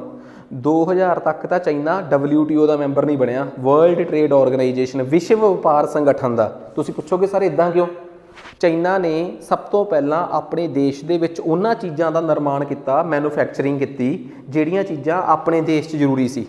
ਪਹਿਲਾ ਚੈਲੰਜ ਹੋਇਆ ਸੈਲਫ ਰਿਲਾਇੰਟ, ਸੈਲਫ ਸਫੀਸ਼ੀਐਂਟ। ਜਦੋਂ ਉਹ ਚੀਜ਼ਾਂ ਬਣ ਕੇ ਆਪਣੇ ਦੇਸ਼ ਦੀਆਂ ਸਾਰੀਆਂ ਜ਼ਰੂਰਤਾਂ ਪੂਰੀਆਂ ਕਰ ਲਈਆਂ, ਫਿਰ ਚਾਈਨਾ ਨੇ ਆਪਣੀ ਵਰਕਫੋਰਸ, ਆਪਣੇ ਲੋਕਾਂ ਦੀ ਵਰਤੋਂ ਕਰਕੇ ਉਹ ਚੀਜ਼ਾਂ ਬਣਾਈਆਂ ਜਿਨ੍ਹਾਂ ਦੀ ਦੁਨੀਆ ਨੂੰ ਲੋੜ ਸੀ ਤੇ ਬੜੀ ਸਸਤੇ ਪੱਧਰ 'ਤੇ ਬਣਾਈਆਂ। ਇੰਨਾ ਜ਼ਿਆਦਾ ਸਸਤਾ ਲੋਕਾਂ ਤੋਂ ਕੰਮ ਲੈ ਕੇ ਬੜੀਆਂ ਸਸਤੀਆਂ ਚੀਜ਼ਾਂ ਮਾਰਕੀਟ 'ਚ ਸਿੱਟਤੀਆਂ। ਤੇ ਜਦੋਂ ਚਾਈਨਾ ਨੇ ਆਪਣੇ ਆਪ ਨੂੰ WTO ਦਾ ਮੈਂਬਰ ਬਣਾਇਆ 2000 ਤੋਂ ਬਾਅਦ, ਤੁਹਾਨੂੰ ਪਤਾ ਜਦੋਂ ਤੁਸੀਂ WTO ਦੇ ਮੈਂਬਰ ਬਣਦੇ ਹੋ ਤਾਂ ਸਭ ਤੋਂ ਪਹਿਲੀ ਸ਼ਰਤ ਕੀ ਹੁੰਦੀ ਹੈ ਕਿ ਤੁਸੀਂ ਆਪਣੇ ਦੇਸ਼ ਦੇ ਵਿੱਚ ਬਾਹਰਲੇ ਸਮਾਨ ਨੂੰ ਆਉਣ ਤੋਂ ਰੋਕਣਾ ਨਹੀਂ ਤੇ ਨਾ ਤੁਹਾਨੂੰ ਦੁਨੀਆ ਦਾ ਕੋਈ ਦੇਸ਼ ਰੋਕੂਗਾ। ਚਾਈਨਾ ਨੇ ਪਤਾ ਸੀ ਕਿ ਜੇ ਅਸੀਂ ਪਹਿਲਾਂ ਹੀ WTO ਦੇ ਮੈਂਬਰ ਬਣ ਜਾਂਦੇ ਤਾਂ ਸਾਡਾ ਆਪਣਾ ਦੇਸ਼ ਸੈਲਫ ਨਿਰਭਰ ਹੋਣਾ ਹੀ ਨਹੀਂ ਸੀ, ਆਤਮ ਨਿਰਭਰ ਹੋਣਾ ਹੀ ਨਹੀਂ ਸੀ। ਦੁਨੀਆ ਨੇ ਸਾਡੇ ਦੇਸ਼ 'ਚ ਆਪਣਾ ਸਮਾਨ ਵੇਚਣਾ ਸ਼ੁਰੂ ਕਰ ਦੇਣਾ ਸੀ, ਕਿਉਂਕਿ WTO ਦੇ ਰੂਲ ਦੇ ਮੁਤਾਬਕ ਅਸੀਂ ਬਾਹਰਲਿਆਂ ਨੂੰ ਸਮਾਨ ਵੇਚਣ ਤੋਂ ਰੋਕ ਨਹੀਂ ਸੀ ਸਕਦੇ। ਅਸੀਂ ਕਹਿੰਦੇ WTO ਦੇ ਮੈਂਬਰ ਬਣੀਏ ਹੀ ਉਦੋਂ ਜਦੋਂ ਸਾਡਾ ਅੰਦਰਲੇ ਪਾਸਿਓਂ ਸੈਲਫ ਸਫੀਸ਼ੀਐਂਟ ਹੋ ਗਏ। 2000 ਦੇ ਵਿੱਚ ਜਾ ਕੇ, 2000 ਤੋਂ ਬਾਅਦ ਜਾ ਕੇ ਉਹ WTO ਦੇ ਮੈਂਬਰ ਬਣੇ ਆ। ਉਸ ਤੋਂ ਬਾਅਦ ਉਹਨਾਂ ਨੇ ਸਮਾਨ ਖਰੀਦਣਾ ਤਾਂ ਕੀ ਸੀ, ਕਿਉਂਕਿ ਆਤਮ ਨਿਰਭਰ ਹੋ ਗਏ, ਸਮਾਨ ਵੇਚਿਆ ਹੀ ਵੇਚਿਆ। ਤੇ ਇੰਨਾ ਸਮਾਨ ਵੇਚਿਆ, ਦੁਨੀਆ ਨੇ ਇੰਨਾ ਸਮਾਨ ਖਰੀਦਿਆ ਕਿ ਉਹਨਾਂ ਦੀ ਕਰੰਸੀ ਦੁਨੀਆ ਦੇ ਹਰ ਗਰੀਬ ਦੇਸ਼, ਫਿਰ ਹੌਲੀ ਮੀਡੀਅਮ ਦੇਸ਼ ਤੱਕ ਪਹੁੰਚੀ। ਉਸ ਤੋਂ ਬਾਅਦ ਦੁਨੀਆ ਦੇ ਵੱਡੇ ਦੇਸ਼ ਨਾ ਚਾਹੁੰਦੇ ਹੋਏ ਵੀ ਉਹਨਾਂ ਦੀ ਕਰੰਸੀ ਨੂੰ ਸਵੀਕਾਰ ਕਰਨਾ ਪਿਆ। ਵੱਡੇ ਦੇਸ਼ ਖੁਸ਼ ਨਹੀਂ ਸੀ, ਪਰ ਉਹਨਾਂ ਦੀ ਕਰੰਸੀ ਘੁੰਮੀ ਇੰਨੀ ਗਈ ਕਿ ਦੁਨੀਆ ਨੂੰ ਉਹਨਾਂ ਦੀ ਕਰੰਸੀ ਨੂੰ ਅਸੈਪਟੈਂਸ ਦੇਣੀ ਪਈ। ਸੋ ਆਹ ਚੀਜ਼ ਸਭ ਤੋਂ ਵੱਡੀ ਇੰਪੋਰਟੈਂਟ ਗੱਲ ਆ ਕਿ ਚਾਈਨਾ ਨੇ ਆਪਣੀ ਕਰੰਸੀ ਜਿਹੜੀ ਆ ਉਹ ਕਿਸ ਤਰੀਕੇ ਨਾਲ ਕੀਤੀ ਆ। ਤੇ ਅੱਜ ਚਾਈਨਾ ਦੀ ਕਰੰਸੀ ਜਿਹੜੀ ਆ ਉਹਦਾ ਸ਼ੇਅਰ 3% ਦੇ ਨੇੜੇ ਪਹੁੰਚ ਗਿਆ ਦੁਨੀਆ ਦੀ ਕਰੰਸੀ ਦੇ ਵਿੱਚ। ਸੋ ਇਹ ਚੀਜ਼ ਬਹੁਤ ਕਲੀਅਰ ਆ ਕਿ ਇੰਡੀਆ ਨੂੰ ਉਹਨਾਂ ਵਾਂਗ ਹੀ ਕਰਨਾ ਚਾਹੀਦਾ ਹੈ। ਠੀਕ ਆ, ਇੰਡੀਆ ਜਦੋਂ ਨਾ 2015 ਦੀ ਗੱਲ ਆ, ਮੈਂ ਤੁਹਾਨੂੰ ਕਹਾਣੀ ਸੁਣਾਉਣਾ। ਭਾਰਤ ਦੇ ਵਿੱਚ ਫਾਈਨਾਂਸ ਮਿਨਿਸਟਰ ਹੁੰਦੇ ਸੀ, ਅੱਜ ਉਹ ਦੁਨੀਆ 'ਚ ਨਹੀਂ ਰਹੇ। ਠੀਕ ਆ, ਅਰੁਣ ਜੇਤਲੀ ਜੀ, ਉਹਨਾਂ ਨੇ ਇੱਕ ਪ੍ਰੋਗਰਾਮ ਲਾਂਚ ਕੀਤਾ ਸੀ, ਮੋਦੀ ਸਰਕਾਰ ਦਾ ਬੜਾ ਮਸ਼ਹੂਰ ਪ੍ਰੋਗਰਾਮ ਆ ਮੇਕ ਇਨ ਇੰਡੀਆ, ਕਿ ਭਾਰਤ ਸਮਾਨ ਬਣਾਵੇ ਦੁਨੀਆ ਵਾਸਤੇ। ਪਰ ਰਘੂ ਰਾਮ ਰਾਜਨ, ਭਾਰਤ ਦੇ ਰਿਜ਼ਰਵ ਬੈਂਕ ਦੇ ਉਸ ਵੇਲੇ ਦੇ ਗਵਰਨਰ ਨੇ ਇੱਕ ਸਟੇਟਮੈਂਟ ਜਾਰੀ ਕੀਤੀ, ਕਹਿੰਦਾ ਭਾਰਤ ਨੂੰ ਸ਼ੁਰੂ ਕਰਨਾ ਚਾਹੀਦਾ ਹੈ make in India for India, Bharat ਲਈ ਭਾਰਤ ਵਿੱਚ ਸਮਾਨ ਬਣਾਉਣਾ। ਇਹਦਾ ਕੀ ਮਤਲਬ ਆ? ਕਹਿੰਦਾ ਚਾਈਨਾ ਵਾਂਗ ਸਾਨੂੰ ਪਹਿਲਾਂ ਆਤਮ ਨਿਰਭਰ ਹੋਣਾ ਚਾਹੀਦਾ ਹੈ। ਅਸੀਂ ਦੁਨੀਆ ਵਾਸਤੇ ਤਾਂ ਸਮਾਨ ਬਣਾ ਰਹੇ ਹਾਂ, ਪਰ ਸਾਡੇ ਕੋਲ ਆਪਣੇ ਲੋਕਾਂ ਲਈ ਹੀ ਸਮਾਨ ਪੂਰਾ ਨਹੀਂ ਹੈਗਾ, ਅਸੀਂ ਦੁਨੀਆ 'ਚ ਇੰਪੋਰਟ ਕਰ ਰਹੇ ਹਾਂ। ਪਹਿਲਾਂ ਅਸੀਂ ਸੈਲਫ ਰਿਲਾਇੰਟ ਹੋਈਏ ਤਾਂ ਉਹਨਾਂ ਨੂੰ ਬਹੁਤ ਕ੍ਰਿਟੀਸਾਈਜ਼ ਕੀਤਾ ਗਿਆ ਸੀ। ਤੇ ਅੱਜ ਸਾਡਾ ਮੇਕ ਇਨ ਇੰਡੀਆ ਪ੍ਰੋਗਰਾਮ ਕਿੱਥੇ ਆ, ਸਾਰੀ ਦੁਨੀਆ ਜਾਣਦੀ ਆ। ਸਾਨੂੰ ਚੰਗੇ ਅਰਥ ਸ਼ਾਸਤਰੀਆਂ ਦੀ ਸਲਾਹ ਲੈ ਕੇ ਚੱਲਣਾ ਚਾਹੀਦਾ ਹੈ। Make in India for India ਜੇ ਚੱਲਿਆ ਹੁੰਦਾ ਤਾਂ 5 ਸਾਲ ਮੋਦੀ ਜੀ ਪਹਿਲੇ 2015 ਤੋਂ ਲੈ ਕੇ 2020-22 ਤੱਕ ਆਪਣੇ ਦੇਸ਼ ਨੂੰ ਸੈਲਫ ਸਫੀਸ਼ੀਐਂਟ, ਆਤਮ ਨਿਰਭਰ ਬਣਾਉਣ 'ਤੇ ਲਾਉਂਦੇ, ਤਾਂ ਉਸ ਤੋਂ ਬਾਅਦ ਦੁਨੀਆ ਵਾਸਤੇ ਮੇਕ ਇਨ ਇੰਡੀਆ ਚੱਲਦਾ। ਫਿਰ ਘੱਟੋ ਘੱਟ ਅਸੀਂ ਇੰਨਾ ਸਸਤਾ ਮਾਲ ਪੈਦਾ ਕਰਕੇ ਦੁਨੀਆ ਨੂੰ ਦੇ ਸਕਦੇ ਸੀ ਕਿ ਚਾਈਨਾ ਤੋਂ ਬਾਅਦ ਦੁਨੀਆ ਦਾ ਦੂਜਾ ਸਭ ਤੋਂ ਵੱਡਾ ਬਾਜ਼ਾਰ ਅਸੀਂ ਅਖਵਾਉਂਦੇ। ਪਰ ਅਸੀਂ ਖੁੰਝ ਗਏ ਇਸ ਗੱਲ ਤੋਂ। ਕਿਉਂਕਿ ਸਾਨੂੰ ਲੱਗਿਆ ਕਿ ਸਾਡੇ ਵਿਰੋਧੀ ਨੇ ਸਾਨੂੰ ਸਲਾਹ ਦਿੱਤੀ ਆ ਮਾੜੀ ਹੋਊਗੀ। ਸੋ ਇਹ ਗੱਲਾਂ ਸਾਨੂੰ ਉਹਨਾਂ ਤੋਂ ਸਿੱਖਣੀਆਂ ਚਾਹੀਦੀਆਂ। ਖੈਰ ਸਭ ਤੋਂ ਇੰਪੋਰਟੈਂਟ ਗੱਲ ਕੀ ਆ, ਸਪੈਸੀਫਿਕਲੀ ਆਪਣੇ ਰੁਪਈਏ ਦਾ ਅੰਤਰਰਾਸ਼ਟਰੀਕਰਨ ਤੇ ਭਾਰਤ ਨੂੰ ਕਿਹੜੇ ਸਪੈਸ਼ਲ ਸਟੈਪ ਚੱਕਣੇ ਚਾਹੀਦੇ ਆ। ਪਹਿਲਾ ਸਟੈਪ ਤਾਂ ਇਹੀ ਆ ਕਿ ਸਾਨੂੰ ਆਪਣੇ ਦੇਸ਼ ਨੂੰ ਫ੍ਰੀਲੀ ਕਨਵਰਟੇਬਲ ਕਰ ਦੇਣਾ ਚਾਹੀਦਾ ਹੈ। ਮਤਲਬ ਕਿ ਪਰਿਵਰਤਨਸ਼ੀਲ ਕਰ ਦੇਣਾ ਚਾਹੀਦਾ ਹੈ। ਜਿਹੜਾ ਬੰਦਾ ਸਾਡੇ ਦੇਸ਼ 'ਚ ਇਨਵੈਸਟ ਕਰੇ ਤੇ ਜੋ ਸਾਡੇ ਦੇਸ਼ 'ਚੋਂ ਪੈਸਾ ਕਢਾਉਣਾ ਚਾਹੁੰਦਾ ਹੈ, ਇੱਕੋ ਝਟਕੇ 'ਚ ਕਢਾ ਕੇ ਲੈ ਜੇ। ਤੁਸੀਂ ਕਹੋਗੇ ਇਹਦੇ ਨਾਲ ਤਾਂ ਸਾਡੇ ਦੇਸ਼ ਦੀ ਇਕੋਨਮੀ ਨੂੰ ਇੱਕੋ ਦਮ ਲਾਸ ਹੋ ਜਾਊਗਾ। ਦਿਲ ਵੱਡਾ ਰੱਖਣਾ ਪਊਗਾ। ਤੁਸੀਂ ਐਵੇਂ ਸੋਚਦੇ ਹੀ ਕਿਉਂ ਕਿ ਜਿਹੜੇ ਬੰਦੇ ਨੇ ਤੁਹਾਡੇ ਦੇਸ਼ 'ਚ ਇਨਵੈਸਟ ਕੀਤਾ ਪੈਸਾ ਕਢਾਊਗਾ, ਉਹਨੂੰ ਮੌਕਾ ਹੀ ਨਾ ਦਿਓ ਪੈਸੇ ਕਢਾਉਣ ਦਾ। ਹਾਲਾਤ ਹੀ ਇੰਨੇ ਅਨੁਕੂਲ ਕਰ ਦਿਓ ਆਪਣੇ। ਇੱਥੋਂ ਤੱਕ ਮੈਨੂੰ ਕੋਈ ਕਹਿ ਰਿਹਾ ਸੀ ਬੱਚਾ ਕਿ ਸਰ ਜੇ ਯੂਨੀਫਾਰਮ ਸਿਵਲ ਕੋਡ ਆ ਜੇ, ਠੀਕ ਆ, ਮਤਲਬ ਸਮਾਨ ਨਾਗਰਿਕ ਸੰਹਿਤਾ ਆ ਜੇ, ਤਾਂ ਪੂਰੇ ਦੇਸ਼ 'ਚ ਇੱਕੋ ਜਿਹਾ ਕਾਨੂੰਨ ਹੋਣ ਤੋਂ ਬਾਅਦ, ਠੀਕ ਆ, ਕਿ ਸਾਡੇ ਦੇਸ਼ 'ਚ ਐਵੇਂ ਦੀ ਸਥਿਤੀ ਆ ਜਾਊਗੀ ਕਿ ਬਾਹਰਲੇ ਲੋਕ ਖੁਸ਼ ਹੋ ਕੇ ਸਾਡੇ ਦੇਸ਼ 'ਚ ਇਨਵੈਸਟ ਕਰਨਗੇ। ਤਾਂ ਮੇਰਾ ਜਵਾਬ ਸੀ ਉਹਦੇ ਵਾਸਤੇ ਸਾਨੂੰ ਯੂਨੀਫਾਰਮ ਸਿਵਲ ਕੋਡ ਦੀ ਤਾਂ ਲੋੜ ਹੀ ਹੈ ਨਹੀਂ। ਸਾਡੇ ਦੇਸ਼ 'ਚ ਲਾਅ ਐਂਡ ਆਰਡਰ ਸਹੀ ਚਾਹੀਦਾ ਹੈ। ਕ੍ਰਿਮੀਨਲ ਕੋਡ ਸਾਡੇ ਦੇਸ਼ 'ਚ ਵੈਸੇ ਹੀ ਇੱਕ ਆ। ਜੇ ਇੱਕ ਆ ਫਿਰ ਉਹ ਵਰਤਿਆ ਕਿਉਂ ਨਹੀਂ ਜਾ ਰਿਹਾ? ਅਸਲ 'ਚ ਸਾਡੀਆਂ ਸਰਕਾਰਾਂ 'ਚ ਵਿਲ ਪਾਵਰ ਹੈ ਨਹੀਂ। ਸਾਡੀਆਂ ਸਟੇਟ ਗੌਰਮੈਂਟਸ ਤੇ ਸੈਂਟਰ ਗੌਰਮੈਂਟਾਂ ਨੂੰ ਆਪਸ 'ਚ ਕੋਆਰਡੀਨੇਟ ਕਰਕੇ ਚੱਲਣਾ ਚਾਹੀਦਾ ਹੈ। ਲਾਅ ਐਂਡ ਆਰਡਰ, ਜਿਹਨੂੰ ਅਸੀਂ ਪੰਜਾਬੀ 'ਚ ਕਹਿੰਦੇ ਆ ਕਾਨੂੰਨ ਵਿਵਸਥਾ ਦੀ ਸਥਿਤੀ ਨੂੰ ਮਜ਼ਬੂਤ ਕਰਨਾ ਚਾਹੀਦਾ ਹੈ। ਬਾਹਰਲੇ ਇਨਵੈਸਟਰਸ ਨੂੰ ਪ੍ਰੇਰਿਤ ਕਰਕੇ ਲੈ ਕੇ ਆਉਣਾ ਚਾਹੀਦਾ ਹੈ। ਫਿਰ ਹੀ ਇੱਕ ਸਥਿਤੀ ਆ, ਤੇ ਫਿਰ ਉਸ ਤੋਂ ਬਾਅਦ ਉਹਨੂੰ ਇਹ ਛੂਟ ਦੇਣੀ ਚਾਹੀਦੀ ਆ ਕਿ ਤੂੰ ਸਾਡੇ ਦੇਸ਼ 'ਚ ਜਿੰਨਾ ਮਰਜ਼ੀ ਇਨਵੈਸਟ ਕਰ, ਜਦੋਂ ਤੈਨੂੰ ਚਾਹੀਦੇ ਹੋਣਗੇ ਪੈਸੇ ਤੇਰੇ ਵਾਪਸ ਹੋ ਜਾਣਗੇ। ਬਿਕੋਜ਼ ਸਾਡੇ ਦੇਸ਼ 'ਚ ਕੈਪੀਟਲ ਅਕਾਊਂਟ ਕਨਵਰਟੇਬਿਲਟੀ, ਪੂੰਜੀਗਤ ਖਾਤਾ ਪਰਿਵਰਤਨਸ਼ੀਲਤਾ 100% ਆ। ਫੁੱਲ ਕਨਵਰਟੇਬਿਲਟੀ ਆ। ਜਿੰਨੇ ਪੈਸੇ ਲੈ ਕੇ ਆਏਗਾ ਓਨੇ ਵਾਪਸ ਲੈ ਜੀ, ਠੀਕ ਆ, ਕੋਈ ਪ੍ਰੋਬਲਮ ਵਾਲੀ ਗੱਲ ਨਹੀਂ। ਸਭ ਤੋਂ ਵੱਡੀ ਗੱਲ, ਸਾਨੂੰ ਆਪਣੇ ਦੇਸ਼ ਦੇ ਐਕਸਪੋਰਟਰਸ ਇੰਪੋਰਟਰਸ, ਭਾਵ ਐਕਸਪੋਰਟ ਕਰਨ ਵਾਲੇ, ਜਿਹੜੇ ਸਮਾਨ ਇੰਡੀਆ 'ਚੋਂ ਬਾਹਰ ਭੇਜਦੇ ਆ, ਨਿਰਯਾਤਕ, ਤੇ ਜਿਹੜੇ ਬਾਹਰੋਂ ਇੰਡੀਆ 'ਚ ਖਰੀਦਦੇ ਆ ਜਾਂ ਬਾਹਰੋਂ ਇੰਡੀਆ ਆਉਂਦਾ ਸਮਾਨ, ਆਯਾਤਕ, ਨਿਰਯਾਤਕ, ਆਯਾਤਕ, ਐਕਸਪੋਰਟਰਸ ਤੇ ਇੰਪੋਰਟਰਸ, ਉਹਨਾਂ ਨੂੰ ਇੰਨੇ ਆਫਰ ਦੇਣੇ ਚਾਹੀਦੇ ਆ ਨਾ। ਮੰਨ ਲਓ ਮੈਂ ਇੱਕ ਐਕਸਪੋਰਟਰ ਹਾਂ, ਠੀਕ ਆ, ਤੇ ਮੈਂ ਅਮਰੀਕਾ 'ਚ ਕਿਸੇ ਬੰਦੇ ਨਾਲ ਵਪਾਰ ਕਰਨਾ ਚਾਹੁੰਦਾ, ਤੇ ਮੈਨੂੰ ਭਾਰਤ ਸਰਕਾਰ ਕਵੇ ਇੱਦਾਂ ਕਰ, ਤੂੰ ਰੁਪਈਆਂ 'ਚ ਵਪਾਰ ਕਰ, ਮੈਂ ਕਿਉਂ ਕਰੂੰਗਾ? ਭਾਰਤ ਸਰਕਾਰ ਕਵੇ ਤੂੰ ਉਹਨੂੰ ਜਿਵੇਂ ਮਰਜ਼ੀ ਮਨਾ, ਜੇ ਉਹ ਤੇਰੇ ਨਾਲ ਇੰਡੀਆ 'ਚ ਵਪਾਰ ਰੁਪਈਆਂ 'ਚ ਵਪਾਰ ਕਰੂਗਾ ਨਾ, ਤੇ ਤੇਰੇ ਖਾਤੇ 'ਚ ਰੁਪੀਸ 'ਚ ਪੈਸੇ ਆਉਣਗੇ, ਅਸੀਂ ਤੈਨੂੰ 10% ਇਨਸੈਂਟਿਵ ਦੇਵਾਂਗੇ। ਜਿਹੜਾ ਅਸੀਂ ਤੇਰੇ 'ਤੇ ਕਸਟਮ ਡਿਊਟੀ ਲਾਉਣੀ ਉਹਦੇ 'ਚ ਮੈਂ ਜ਼ੋਰ ਲਾ ਦੂੰਗਾ ਪੂਰਾ। ਤੇ ਮੈਂ ਉਹਨੂੰ ਵੀ ਕਹੂੰਗਾ ਕਿ ਭਾਈ ਮੈਨੂੰ 10% ਇਨਸੈਂਟਿਵ ਮਿਲੂਗਾ, ਉਹ 'ਚੋਂ 5 ਤੇਰਾ, ਠੀਕ ਆ। ਉਹ ਵੀ ਕਹੂਗਾ ਯਾਰ ਠੀਕ ਆ, ਲਾ ਦਿੰਦੇ ਆ, ਇੱਕ ਵਾਰੀ ਰਿਸਕ ਚੱਕ ਲੈਂਦੇ ਆ। ਲਗਾਤਾਰ ਸਾਰੇ ਵਪਾਰੀ ਐਵੇਂ ਕਰਨਗੇ ਤਾਂ ਭਾਰਤ ਦੀ ਕਰੰਸੀ ਅੰਤਰਰਾਸ਼ਟਰੀ ਪੱਧਰ 'ਤੇ ਆਪੇ ਪਹੁੰਚ ਜਾਊਗੀ। ਸਾਨੂੰ ਆਪਣੇ ਐਕਸਪੋਰਟਰ ਇੰਪੋਰਟਰਸ ਨੂੰ ਕਹਿਣਾ ਚਾਹੀਦਾ ਹੈ। ਤੇ ਸਭ ਤੋਂ ਵੱਡੀ ਗੱਲ ਆਹ ਸੁਣੋ ਮੇਰੀ ਗੱਲ, ਕਹਿੰਦੇ ਜੀ ਆਹ ਚੀਜ਼ ਬਹੁਤ ਜ਼ਰੂਰੀ ਆ, ਕਰੰਸੀ ਸਵੈਪ ਐਗਰੀਮੈਂਟ, ਇਹਨੂੰ ਕਹਿੰਦੇ ਆ ਅਦਲਾ ਬਦਲੀ ਸਮਝੌਤੇ। ਇਹ ਕਰੰਸੀ ਸਵੈਪ ਕੀ ਹੁੰਦੀ ਆ? ਮੁਦਰਾ ਅਦਲਾ ਬਦਲੀ ਸਮਝੌਤੇ। ਇਹਦਾ ਮਤਲਬ ਸਾਫ਼ ਆ, ਇੰਡੀਆ ਸ਼੍ਰੀਲੰਕਾ ਨੂੰ ਕਵੇ ਜਾਂ ਇੰਡੀਆ ਬੰਗਲਾਦੇਸ਼ ਨੂੰ ਕਵੇ ਕਿ ਤੁਹਾਡੇ ਨਾਲ ਸਾਡਾ ਵਪਾਰ ਆਪਣੇ ਦੋਵਾਂ ਦੀ ਕਰੰਸੀ 'ਚ ਹੀ ਹੋਊਗਾ, ਆਪਾਂ ਨੂੰ ਡਾਲਰਾਂ ਦੀ ਲੋੜ ਹੀ ਨਹੀਂ। ਇਹਨੂੰ ਕਹਿੰਦੇ ਆ currency swap agreement. India Japan ਨੂੰ ਕਵੇ ਕਿ ਤੁਹਾਡੇ ਨਾਲ ਵਪਾਰ ਅਸੀਂ ਰੁਪਈਸ ਦੇ ਵਿੱਚ ਜਾਂ ਤੁਹਾਡੀ ਕਰੰਸੀ 'ਚ ਹੀ ਕਰਾਂਗੇ, ਤੇ ਕਿਸੇ ਤੀਜੇ ਦੇਸ਼ ਨੂੰ ਕਵੇ ਕਿ ਤੁਹਾਡੇ ਨਾਲ ਵਪਾਰ ਅਸੀਂ ਤੁਹਾਡੇ ਤੇ ਆਪਣੀ ਕਰੰਸੀ 'ਚ ਹੀ ਕਰਾਂਗੇ। ਇਹਦੇ ਨਾਲ ਦੁਨੀਆ ਦੇ ਕਿੰਨੇ ਦੇਸ਼ ਆ ਜਿੱਥੇ ਇੰਡੀਆ ਦਾ ਰੁਪਈ ਪਹੁੰਚ ਜਾਊਗਾ। ਇਹਨੂੰ ਕਹਿੰਦੇ ਕਰੰਸੀ ਸਵੈਪ ਐਗਰੀਮੈਂਟ, ਕਿ ਕਿਸੇ ਅੱਡੋ ਅੱਡ ਦੇਸ਼ਾਂ ਨਾਲ ਆਪਸੀ ਕਰੰਸੀ ਐਗਰੀਮੈਂਟ ਕਰਕੇ ਉਹਨਾਂ ਨਾਲ ਵਪਾਰ ਕਰਨਾ। ਹੁਣ ਇੱਕ ਦੇਸ਼ ਤੁਹਾਡੇ ਨਾਲ ਤੁਹਾਡੀ ਕਰੰਸੀ 'ਚ ਵਪਾਰ ਕਿਉਂ ਕਰੂਗਾ? ਵੀ ਕਰੰਸੀ ਸਵੈਪ ਐਗਰੀਮੈਂਟ ਕਿਉਂ ਕਰੂਗਾ? ਤੁਸੀਂ ਉਹਨੂੰ ਕਹੋਗੇ ਕਿ ਜੇ ਤੂੰ ਸਾਡੇ ਨਾਲ ਡਾਲਰਾਂ 'ਚ ਵਪਾਰ ਕਰਨਾ ਹੈ ਤੇ ਆਹ ਮਸ਼ੀਨ ਜਿਹੜੀ ਅਸੀਂ ਦੇਵਾਂਗੇ 250 ਕਰੋੜ ਦੀ ਆ, ਤੇ ਸਰ ਜੇ ਆਪਾਂ ਤੁਹਾਡੀ ਕਰੰਸੀ 'ਚ ਕਰੀਏ ਫਿਰ 225 ਕਰੋੜ ਦੀ ਆ। ਲਾਲਚ, ਆਫਰ। ਤੁਹਾਡੀ ਕਰੰਸੀ ਨੂੰ ਜੇ ਤੁਸੀਂ ਇੰਟਰਨੈਸ਼ਨਲ ਪੱਧਰ 'ਤੇ ਲੈ ਕੇ ਜਾਣਾ ਚਾਹੁੰਦੇ ਹੋ ਨਾ, ਤੇ ਆਹੀ ਕੁਛ ਤਰੀਕੇ ਨੇ ਜਿਹਦੇ ਨਾਲ ਤੁਸੀਂ ਲੈ ਕੇ ਜਾ ਸਕਦੇ ਹੋ, ਠੀਕ ਆ। ਤੇ ਲਾਸਟ 'ਚ ਜਾਂਦੇ ਜਾਂਦੇ ਕਿੱਡੀ ਇੰਪੋਰਟੈਂਟ ਗੱਲ ਆ, ਤਾਰਾਪੁਰ ਕਮੇਟੀ, ਜਿਹਨੇ ਕਿਹਾ ਸੀ ਕੈਪੀਟਲ ਅਕਾਊਂਟ ਕਨਵਰਟੇਬਿਲਿਟੀ, ਮਤਲਬ ਕਿ ਪੂੰਜੀ ਆਧਾਰਿਤ ਖਾਤੇ ਜਿਹੜੇ ਆ ਉਹਦੇ 'ਚ ਸਾਨੂੰ 100% ਪਰਿਵਰਤਨਸ਼ੀਲਤਾ ਦੀ ਲੋੜ ਆ। ਸਾਨੂੰ ਸਭ ਤੋਂ ਇੰਪੋਰਟੈਂਟ ਗੱਲ, ਉਹਨੇ ਇੱਕ ਗੱਲ ਹੋਰ ਕਿਹਾ ਸੀ ਕਿ ਤੁਹਾਡਾ ਦੇਸ਼ ਜਿਹੜਾ ਨਾ ਉਹਦੇ 'ਚ ਜਿਹੜਾ ਡੈਫੀਸਿਟ ਵਗੈਰਾ ਹੈ, ਫਿਸਕਲ ਡੈਫੀਸਿਟ, ਤੁਸੀਂ ਕਹੋਗੇ ਸਾਰਾ ਕਿਹੜੀ ਨਵੀਂ ਸ਼ਬਦ ਆ ਗਿਆ। ਤੁਸੀਂ ਸੁਣਿਆ ਅੱਜ ਕੱਲ੍ਹ ਜਦੋਂ ਬਜਟ ਆਉਂਦਾ ਹੈ ਸਾਡਾ, ਠੀਕ ਆ, ਬਜਟ ਤੋਂ ਬਾਅਦ ਇਹ ਨਹੀਂ ਕਹਿ ਦਿੰਦੇ ਕਿ ਫਲਾਣੀ ਸਰਕਾਰ ਜਿਹੜੀ ਆ ਉਹਦਾ ਵਿੱਤੀ ਘਾਟਾ 3% ਆ, 4% ਆ, 8% ਆ। ਇਹਦਾ ਮਤਲਬ ਆ ਕਿ ਸਾਡੇ ਦੇਸ਼ ਦੀ ਕਮਾਈ ਸਾਡੇ ਦੇਸ਼ ਦੇ ਖਰਚਿਆਂ ਤੋਂ 8% ਵੱਧ ਆ। ਉਹਨੂੰ ਇੰਗਲਿਸ਼ 'ਚ ਕਹਿੰਦੇ ਆ ਫਿਸਕਲ ਡੈਫੀਸਿਟ। ਕੀ ਕਹਿੰਦੇ ਆ? Fiscal deficit. ਆਹ ਸ਼ਬਦ ਬਹੁਤ ਇੰਪੋਰਟੈਂਟ ਆ, ਫਿਸਕਲ ਡੈਫੀਸਿਟ, ਵਿੱਤੀ ਘਾਟਾ। ਮਤਲਬ ਇਹਦਾ ਸਾਫ਼ ਆ ਕੀ ਭਲਾ ਕਿ ਸਾਡੇ ਦੇਸ਼ ਦੀ ਕਮਾਈ ਜਿਹੜੀ ਆ, ਸਰਕਾਰ ਦੀ ਕਮਾਈ ਖਰਚਿਆਂ ਤੋਂ ਇੰਨੇ % ਵੱਧ ਆ, ਉਹਨੂੰ ਕਹਿੰਦੇ ਆ ਫਿਸਕਲ ਡੈਫੀਸਿਟ। ਇੱਕ ਸ਼ਬਦ ਹੋਰ ਸੁਣੋ, ਇਨਫਲੇਸ਼ਨ। ਇਹਨੂੰ ਪੰਜਾਬੀ 'ਚ ਕਹਿੰਦੇ ਆ ਮਹਿੰਗਾਈ। ਇੱਕ ਸ਼ਬਦ ਹੋਰ ਸੁਣੋ, non performing assets. Non performing assets ਮਤਲਬ ਕਿ ਭਾਰਤ ਦੇ ਬੈਂਕਾਂ ਦੀ ਉਹ ਸੰਪत्ति ਜਿਹੜੀ ਕਿਸੇ ਕੰਮ ਨਹੀਂ ਆ ਰਹੀ, ਜਿਹਨੂੰ ਆਪਾਂ ਨਹੀਂ ਕਹਿ ਦਿੰਦੇ ਅੰਗਰੇਜ਼ੀ 'ਚ ਬੈਡ ਲੋਨ ਤੇ ਪੰਜਾਬੀ 'ਚ ਕਹਿ ਦਿੰਦੇ ਆ ਡੁੱਬ ਗਿਆ ਪੈਸਾ। ਪੰਜਾਬੀ 'ਚ ਇਹਦੇ ਵਾਸਤੇ ਹਲਕਾ ਸ਼ਬਦ ਵਰਤਿਆ ਜਾਂਦਾ, ਡੁੱਬ ਗਿਆ ਪੈਸਾ। ਤੇ ਸਹੀ ਸ਼ਬਦ ਆ ਗੈਰ ਕਾਰਜਕਾਰੀ ਸੰਪत्तियां। ਤੁਹਾਨੂੰ ਪਤਾ ਭਾਰਤ ਦੇ ਵਿੱਚ ਉਹ ਪੈਸਾ ਜਿਹਨੂੰ ਅਸੀਂ ਇੰਗਲਿਸ਼ 'ਚ NPA ਕਹਿ ਦਿੰਦੇ ਆ, ਨੌਨ ਪਰਫਾਰਮਿੰਗ ਐਸੈਟ, ਜਾਂ ਇਹਨੂੰ ਬੈਡ ਲੋਨ ਕਹਿ ਦਿੰਦੇ ਆ, ਭੈੜੇ ਕਰਜ਼ੇ, ਬੁਰੇ ਕਰਜ਼ੇ।